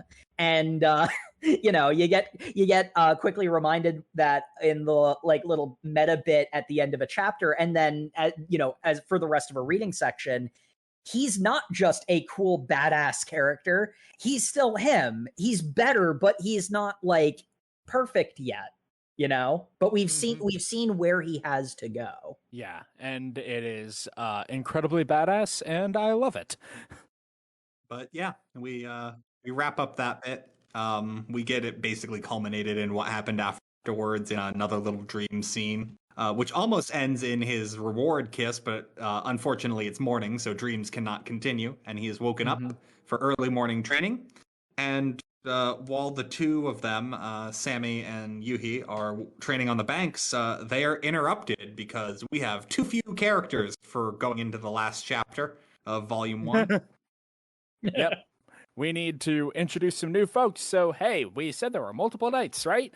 Shinonome Hagetsu, the dog knight. That's the character. And his dog, Saw. That's not my name. Stop calling me that. Yeah, it is sort of funny, especially after everything that had happened in the previous chapter. That's one of those cases where it's like, here's this weird non sequitur. What's up with that gimmick? And then it goes exactly where you're thinking it goes. Like, my favorite part is that Hangetsu shows up exactly at the right time where Yuuhi is like, I've defeated one of the enemies. I have this confidence now brimming inside of me. Oh, this is perfect. I can finally become a proper knight for my lady. I'm the cool guy who's here to win every fight. Jake, this is more Power Rangers than me. This is the Green Ranger, right? Yeah, 6th Ranger archetype. 6th Ranger archetype. Yep, that's what I was thinking about. But he's not even 6th Ranger. It's like we started with Yellow Ranger, and then Red Ranger came in, and then everyone else keeps getting talked. By the way, the main Power Rangers are always the worst. We need like the White Ranger and the Green Ranger. Mm-hmm. Well, we need like the superpowered ones. Well, here's the thing.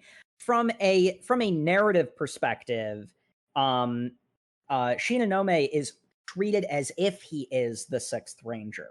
And part of the 6th Ranger trope is that, like, this one is unusually powerful for the duration of their introduction and then becomes just a normal member of the team eventually.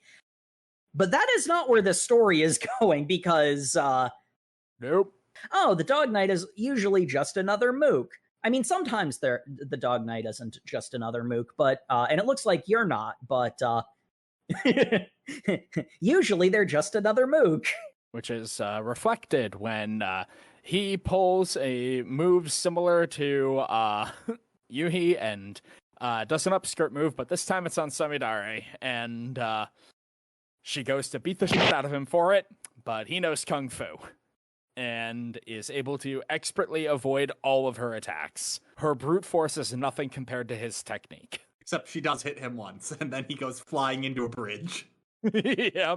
It's one of those ones where it's like he's dodged everything, he decides to try to block one, and he goes flying. It's like, wow, I'm glad I took blocking that seriously, or that would have killed me. And Sammy is not on board. She's just like, this guy. I don't like there's someone that I can't one-shot. This distresses me. This is BS. She's real upset. And then we cut to Dream Sammy, who's just like, man, this guy is hilarious. I love this guy so much. She says it with this, like, the manic, violent look on her face, like, I'm gonna kick the crap out of him. This is interesting. You don't like it when I'm brash and violent. You like the dainty outer me, don't you? He's just like, yes, obviously, I keep saying this. Dream you is awful. She's like, oh, yeah, I forgot. You still get your reward. Kiss. It's setting it up like it's going to be a romantic comedy where he never actually gets the kiss until the very, very end. But no, the delay that happened because he woke up before the kiss, that gets completely thrown out the window. It's like, we're not going to wake up for a while. I'm just going to do it now. Yep. And I freaking love the look on Dream Sammy's face, the intense glare. Have you forgotten who I am? It's so intimidating. It's great. It's such a good ending for Volume 1, too. Like, that is punctuated. And Yuuhi wakes up screaming. Nu has to ask him, what is it this time? Huh. Wait, no. I had a good dream. I think I had a good dream this time. And they go jogging, and Sammy is embarrassed. Sammy cannot look at him. She blushes and looks away. It's super cute. I had a weird dream. Oh, I had a good dream. Also, I think Hangetsu fell asleep drunk on a park bench. I'm pretty sure that's what happened, yeah. Okay. Yeah, he is a handyman, which is a nice way of saying unemployed. He works odd jobs. I think you mean he is a professional justice fighter. That is, in fact, what his business card says. He is a justice fighter. Which immediately instigates Yuuhi to start thinking, so he's not going to be okay with destroying the Earth after we get rid of the Biscuit Hammer. You have to figure out a way to kill him. Sammy and Hangetsu are sparring, and Yuuhi gets to talk to Ludo, the dog, for a bit, and the dog does not like him. Yep, Ludo Chevalier. Smell the devil on you, boy. I don't know what you're talking about. I'm just here to prevent the wizard from destroying Earth. Yes, prevent the wizard from destroying... You're saving the Earth, right? I am preventing the wizard from destroying the Earth. That was oddly specific. Your evil intentions are plain to see, you cretin. And they start fighting. It's one of those ones where it's framed as if it's like, everybody's sparring. It's like, no, the Yuuhi and the dog are just fighting. I root for Ludo because Ludo is a dog. And then they keep training. Sammy is very outmatched. She gets the stick she was fighting with taken away. And eventually they end up going back to her house for some lunch after a hard morning of training, or a breakfast, actually. Yeah. It's somewhere in between. I think it's a weekday or a weekend. It's a weekend because Sammy's sister doesn't. The sister's there. Yeah, she doesn't have to go into work that day.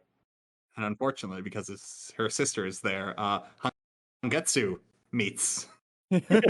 I wish I remembered the sister's name. Yeah, she actually mostly gets referred to as Asahina. Is their family Asahina? Yeah, she usually gets referred to as Asahina, which is the family name, which is how you normally address people in Japan. But there are so many siblings in this. But I mean, Hangetsu does have taste. She is very pretty. Agreed. Yes. I do love the visual of him being shot in the head with Cupid's arrow and blood running down his face.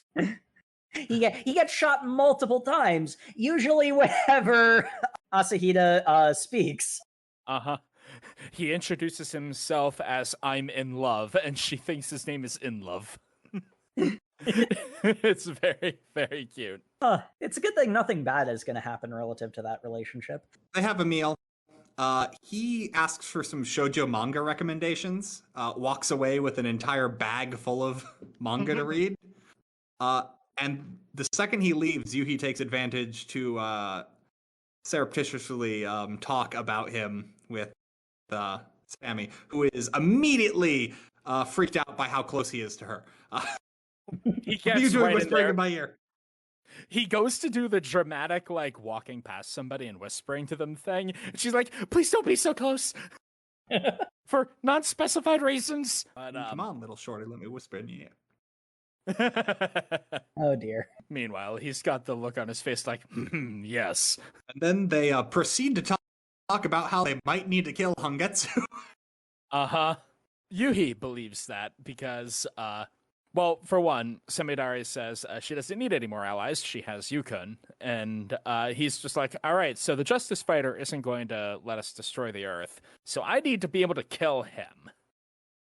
Meanwhile, Nu has become rather infatuated with Hangetsu, referring to him as Shinonome Dono, and says, do you really have to?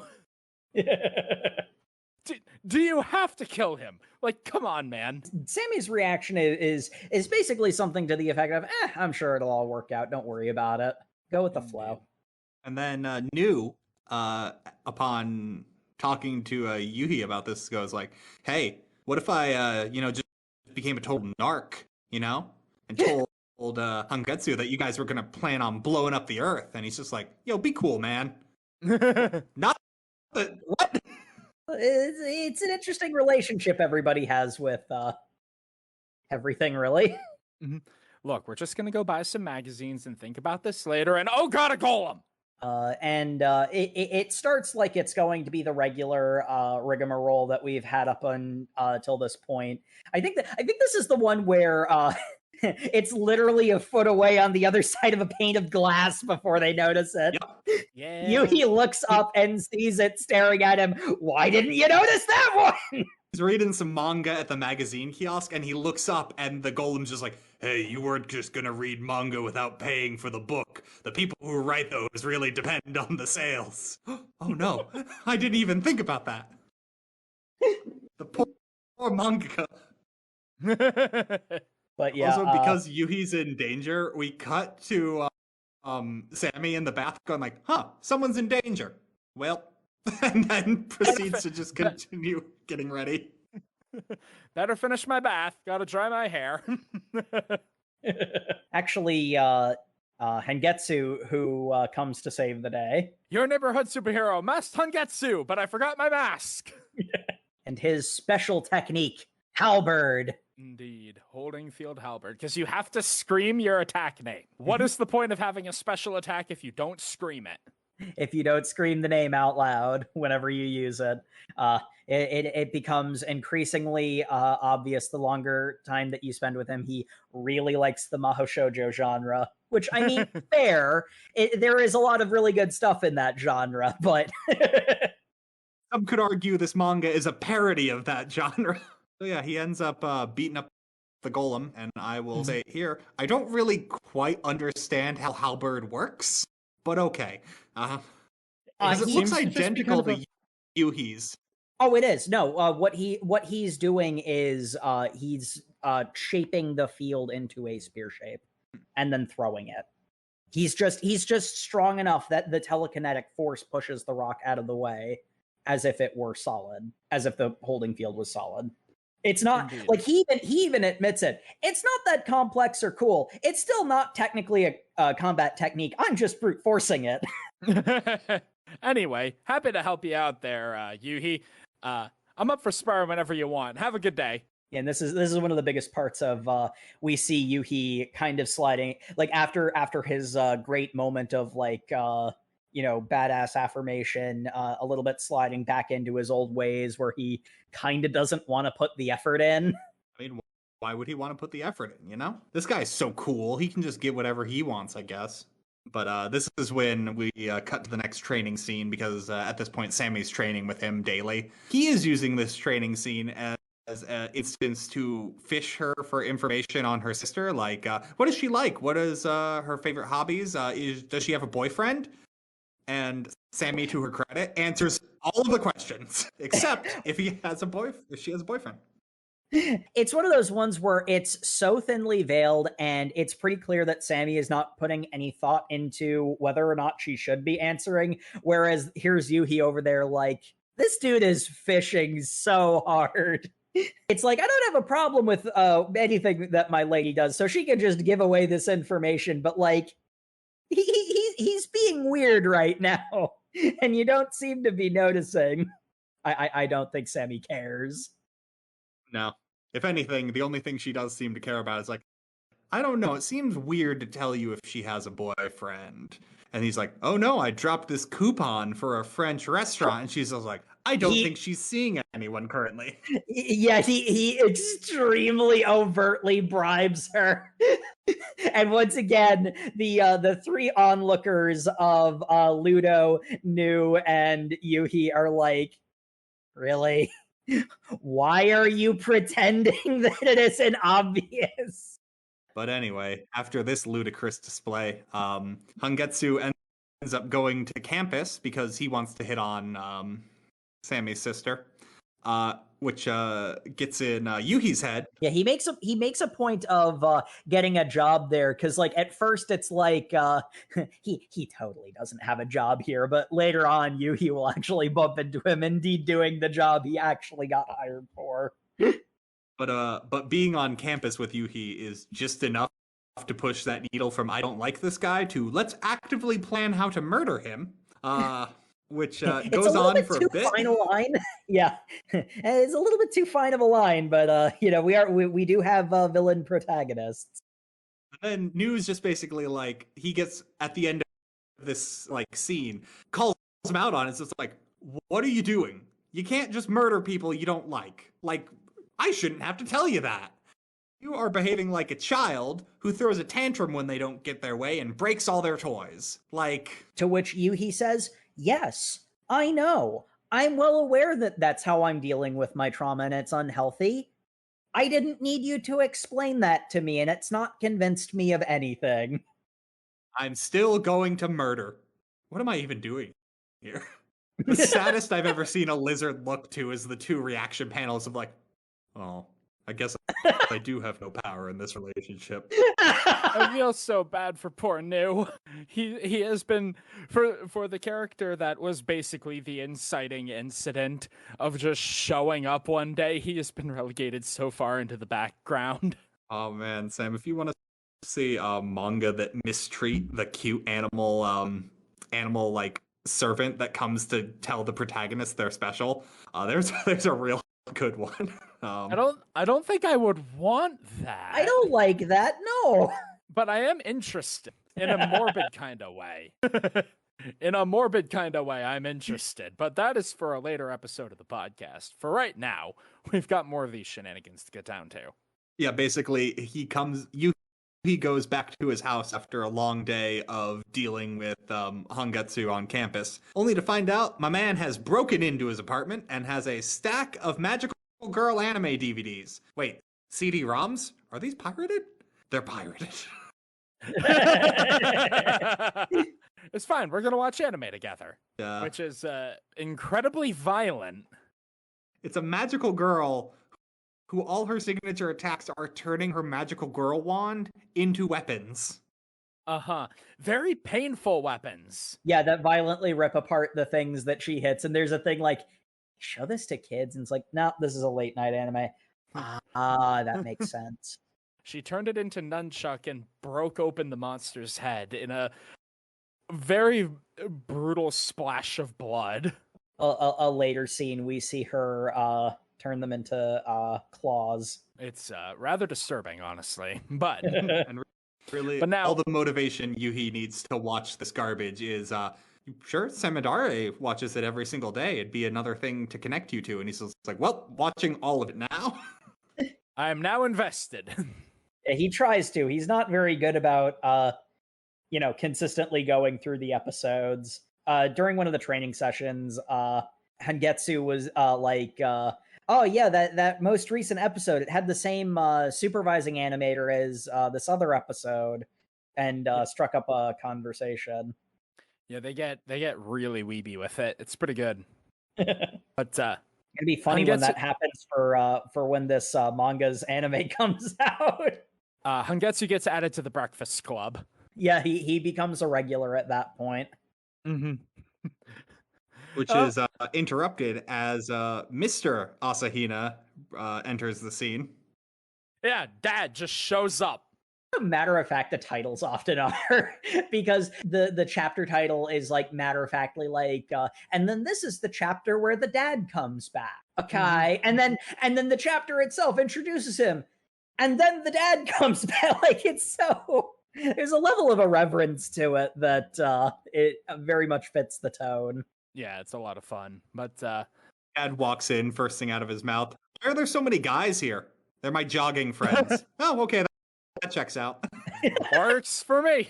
It's a typically absentee father. Yeah, I'm really low key about what I care about. Hangetsu goes up to the dad like, "Oh, here, take my business card." Justice fighter? That was the wrong card. Yeah, a lot of the characters in this manga are not bright people. Through all these shenanigans, we are given a bit of a revelation as Yuuhi has fallen asleep in class. Samidare is not there to distract him during the typical dreamscape, so he just starts wandering around until he walks to the edge of the dreamscape and sees Earth far below and realizes he's on top of the Biscuit Hammer, and then promptly gets swapped on the head and woken up by the professor. Who is displeased about him sleeping in her class. Yeah, that was really irresponsible of you. Anyway, let's go drinking. What? Yeah. He even says, I'm 18. That is technically underage. Well, let's go to the bar anyway. And then no one cares for the remainder of the manga. That is underage drinking culture in Japan. Don't make a fuss and no one cares. And interestingly enough, Yuuhi outdrinks all of them. Hangetsu is there too. And the two adults drink significantly less than Yuuhi and are stumbling drunk halfway through. And Yuuhi is fine. Personal theory here. I think Yuuhi was lying when he said he never drank before, because his drink of choice was a plum sour in a beer mug. So that's like a double or triple of a, like, what he's drinking is insane. Yeah, it is. But while they're having their little drinking session, Mr. Asahina is in a disguise watching them from the side in order to scope out these weirdos hanging out with his daughters. Yeah, it's one of those ones where it's like, the absentee dad doesn't care about a lot, but he's still going to check them out and make sure it's not bad. they start talking about her dad's books, and she loudly and proudly says, "I have never read them, nor ever will I will." And he's like, "Oh no, my gut!" Right on his face. Because they do a funny like image of like an arrow spearing him, but also, you know, we've mentioned that the expressions are really good, and you can see the very moment when his heart breaks. Meanwhile, Ludo has been completely aware that he's been here this entire time, just goes like, "What a loser." This weirdo is just sitting here watching this. But anyway, everyone ends up way too drunk except Yuuhi, but he cannot carry both of them back by his house, so he has to call Sammy over to help. And while they're being helped out, Hangetsu just goes like, hey kid, you know what the thing about being an adult is you always smile real big so that you can tell kids how fun it is to be a grown-up. Mm-hmm. And everyone just goes like, yeah, what a cool statement you just made. The smile is genuine though, right? Right? You're not lying, are you? Why is nobody answering that question? Nobody's answering the question, guys. Oh God. Even Yuuhi goes like, huh, he's right.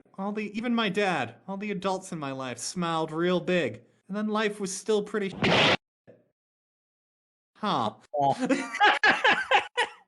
Yeah, but I really like this because another layer of the metaphor just being said is at the end of this, it's Yuuhi looking up at the biscuit hammer going, it's just a constant reminder up there in the sky that the world is going to end, either by the hand of the hammer or my lady. So I'm never going to get the chance to grow up. What's the point of believing their lie? And Mr. Asahina appears to read this doom and gloom aura coming off of him and says, so Hangetsu seems to be basically an okay guy. That kid, on the other hand... he requires further study. With the two adults hanging like a fruit bat, thankfully it is at least a day off. Yuuhi's getting some rest. Yeah, Yuuhi apparently just dragged Hangetsu back into his house, dropped him on the floor, and just left him there because he is still face down. It's pretty great. Be gone by the time I get back. He's not gone by the time he gets back. And Sammy jumps up to his balcony and is just like, hey, I was told to hang out with you. You were told to hang out with... For how long? All day? Hold on, let me call your sister. Yeah, could you watch her for like the whole day? Just take her someplace. Is this a family sanctioned date? What an opportunity. This chance. I can take her out to lunch, and that wakes Hangetsu up. Oh, lunch? I could go for some lunch. Shut up. No. Not you. And I love the fact that Samidare is your standard shonen protag and that she eats way too much to the point where Nu thinks this is a trap to drain Yuuhi of resources. I love how even the waitress at the restaurant has a look on her face like, kid, are you sure? They shouldn't have gone to a family restaurant. They should have gone to an all-you-can-eat. Like, they messed up. They sure did. Not that Yuuhi cares. He's too busy being on Cloud 9 for having a date with his lady. I like how the panel of watching her eat has the JoJo's background and menacing. But that's completely from Nu's perspective. Yuuhi doesn't care. But yeah, eventually Sammy steps away, and we learn she has to go to the bathroom after eating like 1 million pounds of food is what happened. We learn that her father basically has one item in his bag of tricks as he reveals he's been sitting behind Yuuhi the entire time. Again, in his detective outfit. He's got like the I'm the dad gonna grill this guy who wants to date my daughter question line, except it falls apart almost immediately because Yuuhi says, I'm a fan of your books. And he's like, oh, how amazing. He asks for an autograph. Are you in a relationship with Samidare? Not yet. What do you mean, not yet? Kid, my daughter is friend zoning you. Yeah, that's literally what he says too. He's just like, women can't be friends with people they want to be in a relationship with. And he's just like, What? What? Are you accusing your daughter of friend zoning? Yes. Now, next question. Ba-bum.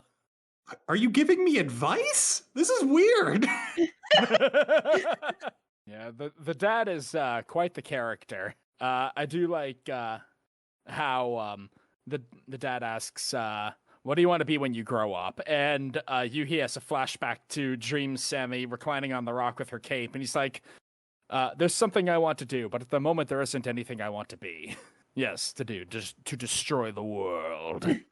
But you say at the moment there's not something you want to be. Then there was something before, right? What was that? Flashbacks to his dad and his grandpa. It's a pretty good dream, kid. A lot of people wanted to be cops and then changed their mind for reasons. My favorite part was the dad tries to slink away all cool like, and he's like, "Hey, can I get your autograph? Maybe later. We're making a cake for Samidare's birthday." Oh, that's why we're doing this. And now it makes sense. But they continue their date, and it's really cute. And it's just generally a very happy-go-lucky chapter. They come back home to the birthday cake and the party, and everyone tells her happy birthday, and it's very adorable. I forgot it was my birthday. Dad, is that why you came back? Wow, what a happy time all around, where nothing bad happens. Where nothing bad is gonna happen. And then Yuuhi and Sammy meet on the roof. And this is scene number 2, where there's like an element of the story much earlier did a non sequitur that doesn't make a lot of sense and is the kind of thing that would feel like a mistake in most cases. But then the level of restraint that it takes to get to this point where it's explained where that came from. And like, this hits differently than the other example, because the other example is the time it took to get to Yuuhi's badass moment made him so much more badass than if it had happened earlier. In this case, Sammy basically explains why she has the motivation that she has. And both from an audience perspective and from Yuuhi's perspective, as she's explaining it, you're kind of just sitting there like, yeah, that all adds up. I kind of didn't realize I had already put that together, but yeah, it had been mentioned earlier. Sammy, up until very recently, had been very sickly. Mm-hmm. And the simple fact is that even without the biscuit hammer, she was not expected to make it to adulthood. Mm-hmm. She was incredibly sickly, and it was and she did not have long to live. And it's only the aura of the princess that is keeping her alive at this point, which is why she needs to be strong enough to destroy the Earth after defeating the Biscuit Hammer, because once this battle is over, the power will fade away, and with it, so will she. That's, whew. It's one of those ones where it would feel so trite and, like, box checky if they had just said that outright from the beginning. Because like when you just say it like that, it feels like such a like tropey character motivation. But the time it took where it's like that was something that you could probably put together. But like you kind of don't want to think about that, you know? You kind of don't want to address it. So like there's a part of you that kind of knows that's where this is going. The Band-Aid gets ripped off, and it's like, yeah, that did all make sense. You know, the negative place your mind may have gone to at some point since that got told to you is where this was going, and it feels so much more somber because of that, I feel. Indeed. And because we can't cut this sadness too short, hey, are you ready for Hongetsu to basically wear the cloak of death flags? They do.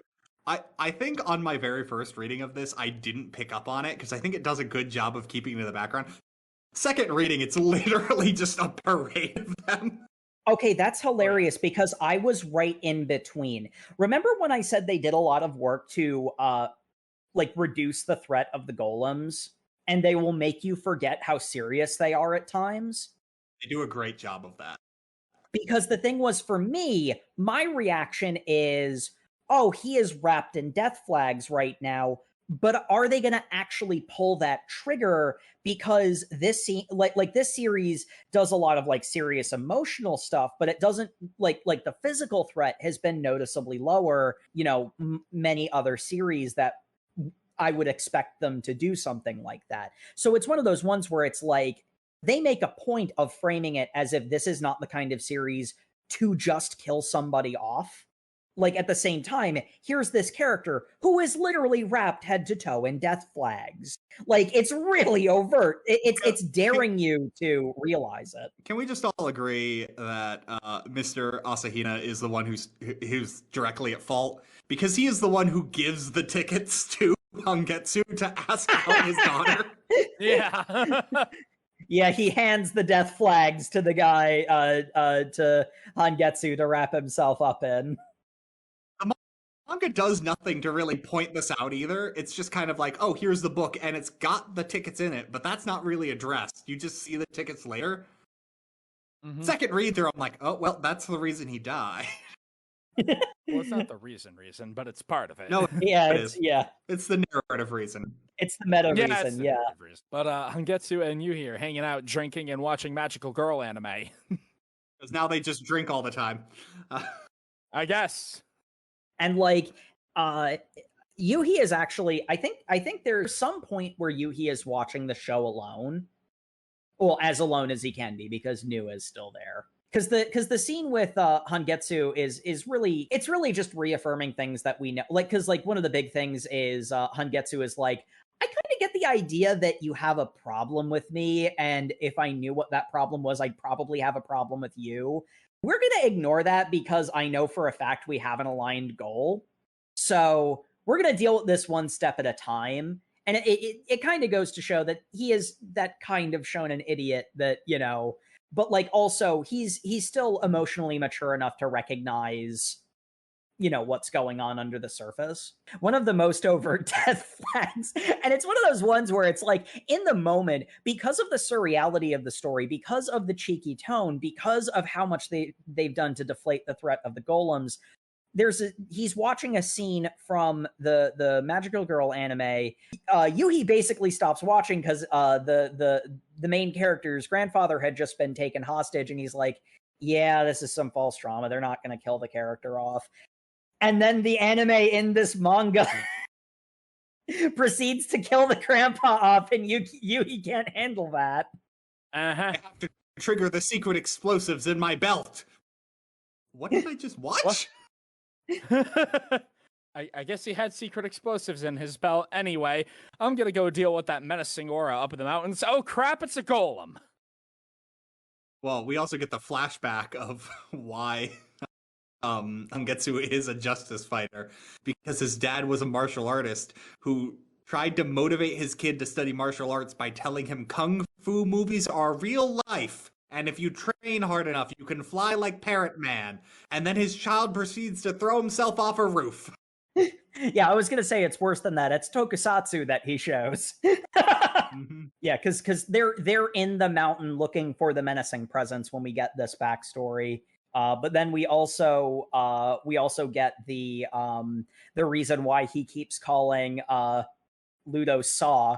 And again, it's one of those ones where like it's exact for the exact reason that you thought it was. Because Saw had been a family dog for Hangetsu when he was but a boy. They grew up together, and one day they were going for a walk. They saw a kid playing with a soccer ball, and straight out of Chapter 1 of Yu Yu Hakusho, the ball bounces into the road, the kid runs into the road, incoming car, except Hangetsu can't do anything. He'll get hurt if he goes and does that. So Saw does it for him, saves the boy, knocks him out of the way, and dies in his arms. We don't deserve dogs. I love how this 28-year-old man has spent the last literal 18 years of his life going like, why couldn't I have been a damn hero like that dog? That dog was a real hero. And I'm like, good job, buddy. You probably have forgiven yourself at some point, but that's fine.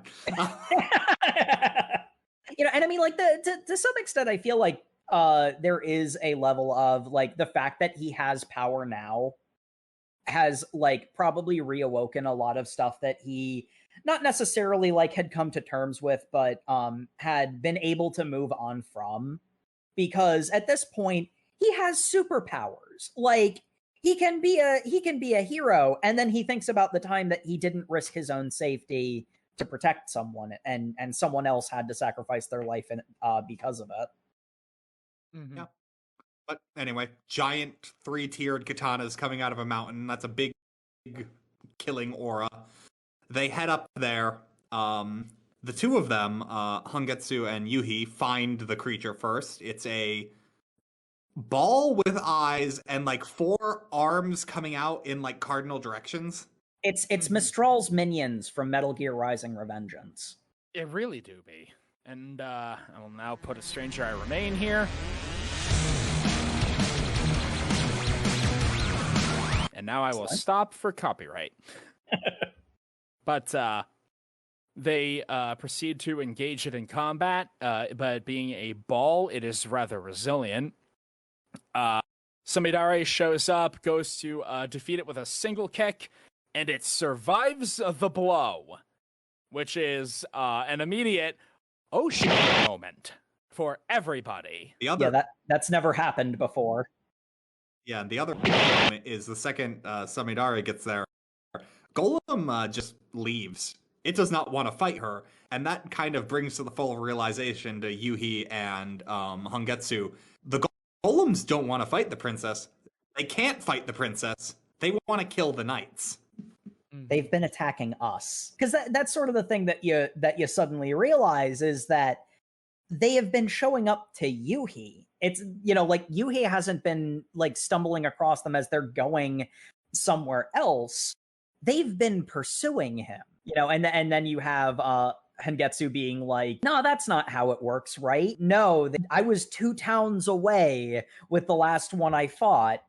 It just showed up. And because both of them need to be big damn heroes, they use this revelation to essentially lie to Samidare and say, oh yeah, we'll just slow you down. We're better off you split up. We'll scout on our own, and if we find it, we'll call out to you. You scout for it on your own, and then they're just like, well, yeah, it's going to come after us, and we're going to take care of it, because our job is to protect the princess, and having her get into a fight at all is not protecting her. And I'm like, that kind of makes sense, but also it doesn't. That kind of makes sense, but also she's explicitly stronger than both of you. She's not being threatened. The play for both of you should just be holding the monster down so she can kill it. Instead, you're going and putting yourselves in danger, pretending to save her from danger. Are you really sure this is the best idea? And then Yuuhi trips, and it's about to be splattered. And Hangetsu gets this moment to be the big damn hero. Grabs him, pushes Yuuhi out of the way, starts shouting halberd to counterattack, and gets punched straight in the gut. And I don't know, my first reading, I had completely forgotten that like one punch was severely fatal, because they don't bring it up except at the very beginning of, like, the last fight was Yuuhi just dodging everything. Mm-hmm. And this time he gets hit and he lies flat on the ground for a bunch of panels. Like, he is just dead. Mm-hmm. Like, he is dying and then is dead. I think the most recent time the story had gone over it was Yuuhi was talking about how if it hits me in the head, it was when he was running away from the thing in the forest after he had met with his grandpa. And it's like, he's like, if it hits me in the head, it'll crack my head open. Or if it hits me in the body, my organs will pop. If it hits me in the limb, it will rip the limb off, and then I will be completely unable to move and get away. If it hits me once, I just die. But the thing is, they've never hit anyone before. There being a level of plot armor is not necessarily a bad thing, because, like, if the main character does get, shot by, a random mook, then the story ends. Like, that's not how stories work. You kind of expect the fact that these things hit so hard is, like, everything about the way that the story is presented itself is that it's not gonna hit anybody. Like, it's always gonna be close calls. And then someone just gets hit, like, full on hit. Like, one shot. Like, there is no, oh no, it was too, like, you see in a lot of shonens is they get hit by a powerful attack and then they go, oh, Kakarot, that was quite a powerful ki blast. Oh, what if we scream more? And then senzu beans. And like, yeah, it's like, cool. Or someone gets stabbed and they say that they can move their organs. Yeah. Yes. What I really like about this and I say like from a narrative perspective, I fucking hate it from an emotional perspective. Hangetsu gets hit. He's lying there on the ground. He's going, dude, I fucked up. Oh, right, Yuuhi's there. I need to get up and smile. No time to take a nap now. And it's reading like the standard, the hero gets back up and does his final attack before he succumbs to his wounds, the Kamina moment. Except he doesn't get up. He calls out to Ludo, actually calling him Ludo this time. And Ludo says, I will stick to our agreement. And he completes the knight's contract, granting his wish. We don't know what the wish is. And Ludo fades away, and what's honestly almost worse, because it makes sure that you can't forget or misinterpret what has happened. Hangetsu's broken body is just lying there. Mm-hmm.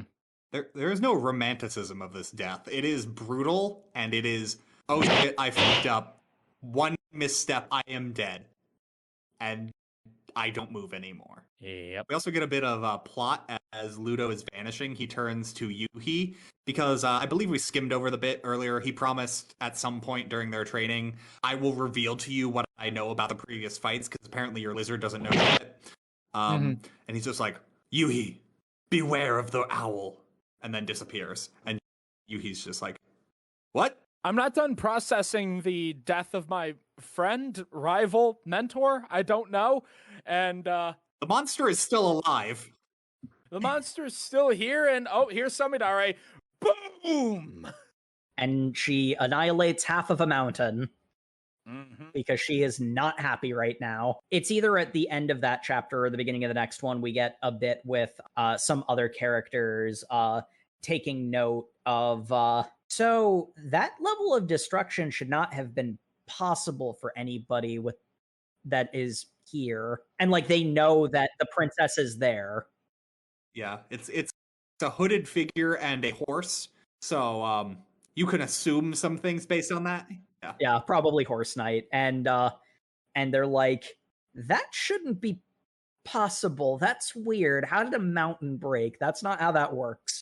And apparently punching the mountain to bits has completely drained Sami of her powers for a bit. She's still recovering.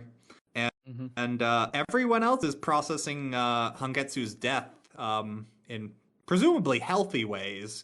Yuuhi is not emotionally reacting at all. He keeps watching that scene from the Magical Girl anime where he didn't think that they'd have the nerve to kill off a character. And yet here we are. Again, it's one of those cases where it's like the metaphor is both a metaphor and literal at the same time. I love New just being like, "Hey, we already watched this episode. We haven't seen the next episode yet. Maybe we could watch that one. Looks like it's gonna rain. Just okay. You're handling this really well, Yuuhi. Maybe you wanna like cry or laugh or have any sort of cathartic response? You maybe want to move on there, Chief? No, I already did that with Sammy's sister. You saw how that went. Yeah, you hugged her, groped her, and she started crying and laughing, and you did nothing. You definitely are processing this well. We get everyone doing their best to move on in their own way, and then we had learned that Hangetsu had a brother. We'd known that for a little while at this point. And we learned that he also has an interesting way of processing loss. Yeah, because said brother, who had been away trading in the mountains, I guess, comes back, Mikazuki, and he is introduced by New sensing killing intent, thinking it's a golem. They turn around, and there's a boy with a crow on his shoulder, who looks... He's kind of he looks an awful lot like a more put-together traditional anime protag version of Yuuhi. And he walks up to him and says, I thought I concealed my presence. You did not conceal your bloodlust. You should do something about that.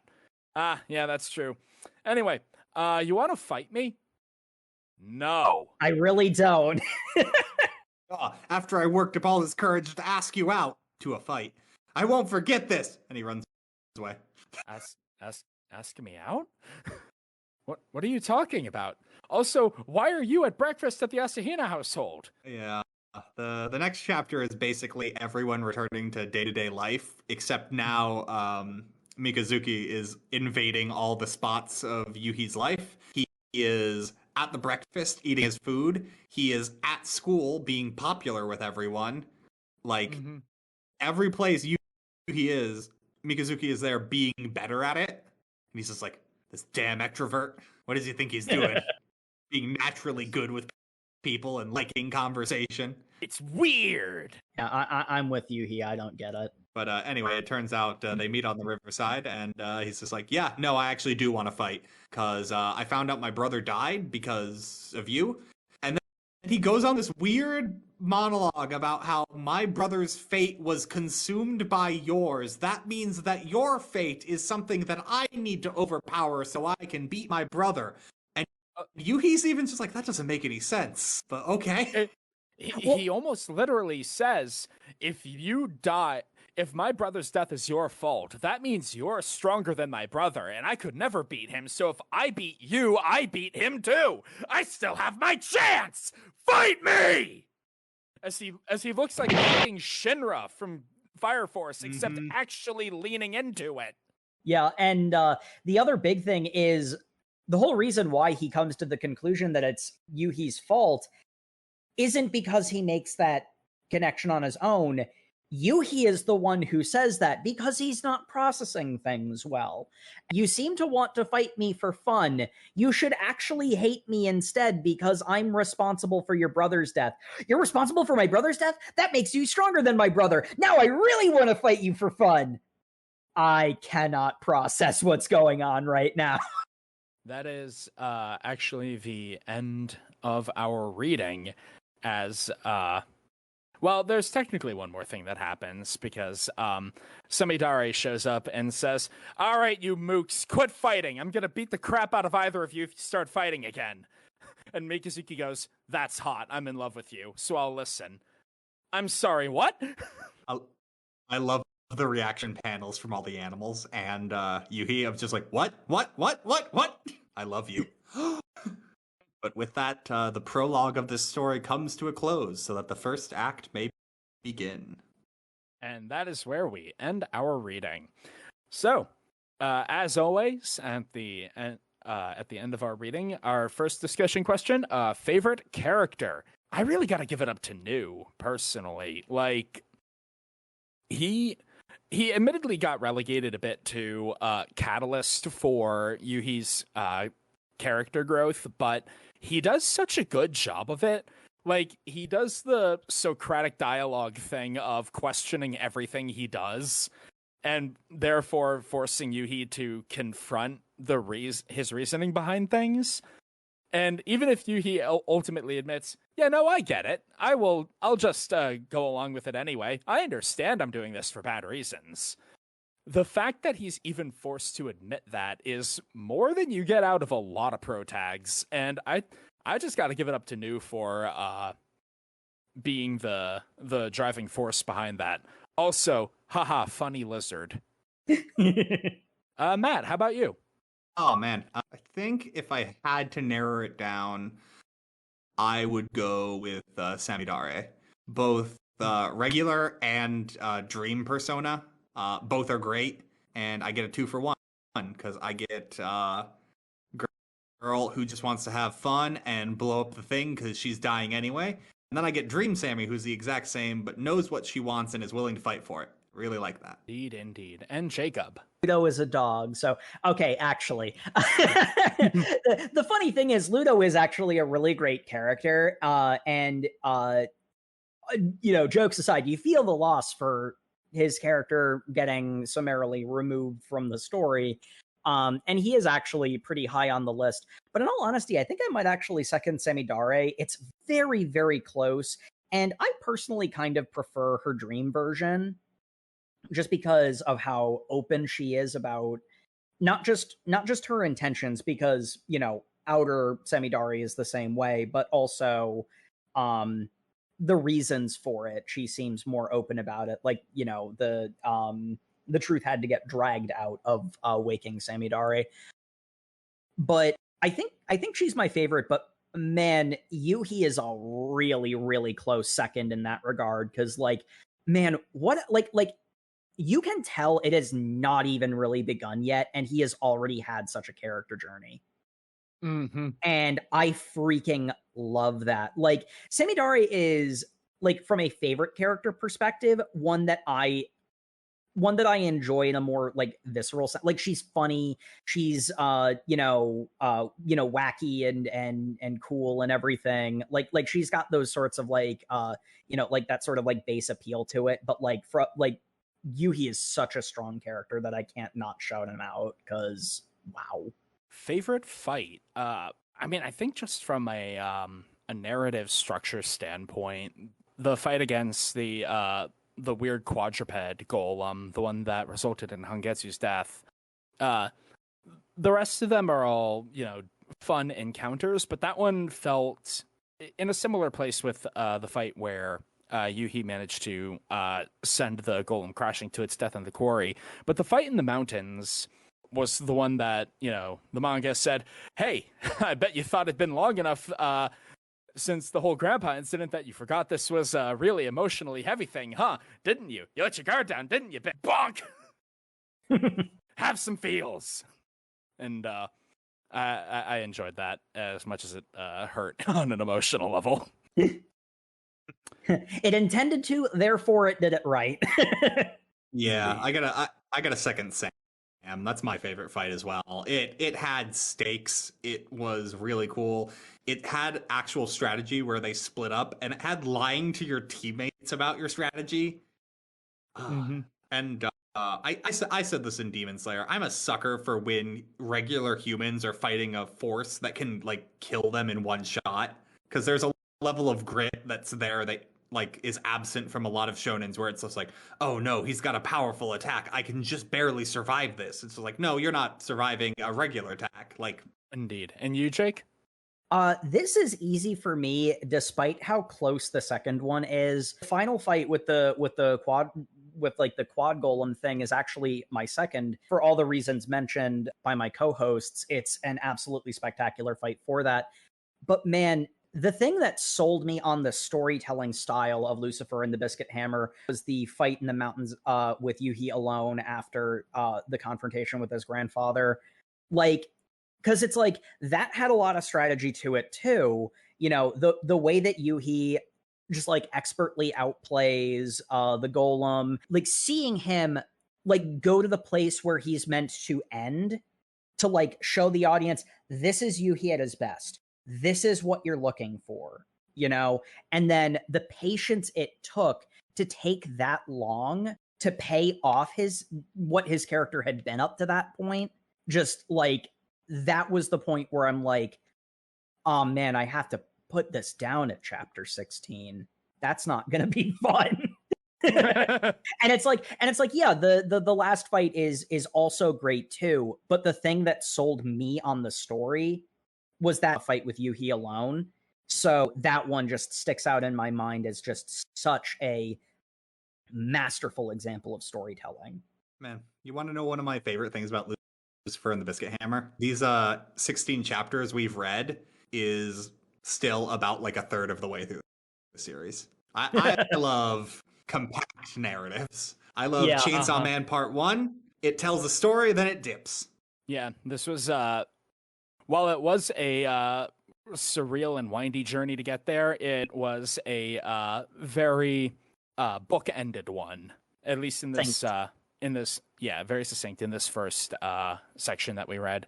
And I think for that reason, I'm absolutely going to continue reading. Mainly because I love weird, surreal bull. Have you listened to our episodes on Kill 6 Billion Demons? This is exactly my kind of strange, dream-addled nonsense that I'm super about. So, I'm absolutely going to read more of this and watch the anime. How about you, Matt? I've already read all of this, so... Well, yeah, okay. I can't retroactively unread it. And Jacob. I definitely want to read more of this, especially because whilst there are a couple of places where it was like paneling problems. Like I know that there are some places where this story does the trick of trying the non sequitur and it doesn't necessarily work. But like there are so many places where like for example, the thing with the door, in the moment it feels like a mistake, but also it has sold me on this idea that that I noticed something that was wrong intentionally. So like that kind of thing is going to immediately suck me in, and more so just because again, like some minor issues with certain elements of paneling and like speech bubble placement. Oh man, I'm looking forward to watching the anime because anime can't have problems with speech bubble placement. That's not a thing that's even possible. So, I mean, taking something that's already really freaking great and, being able to, polish off that one like little tiny smudge that you can't help but notice that doesn't make the whole painting, any less grand, but like you kind of your eye gets drawn to it as soon as you notice it. Losing that is just, I think, going to make this something really special. Indeed. And thank you, everyone. That brings us to the end of the show So thank you, everyone, once again for listening to the Over Manga Cast. As always, you can find us on all of your social medias where we are at Over Manga Cast on Facebook, Twitter, and Instagram.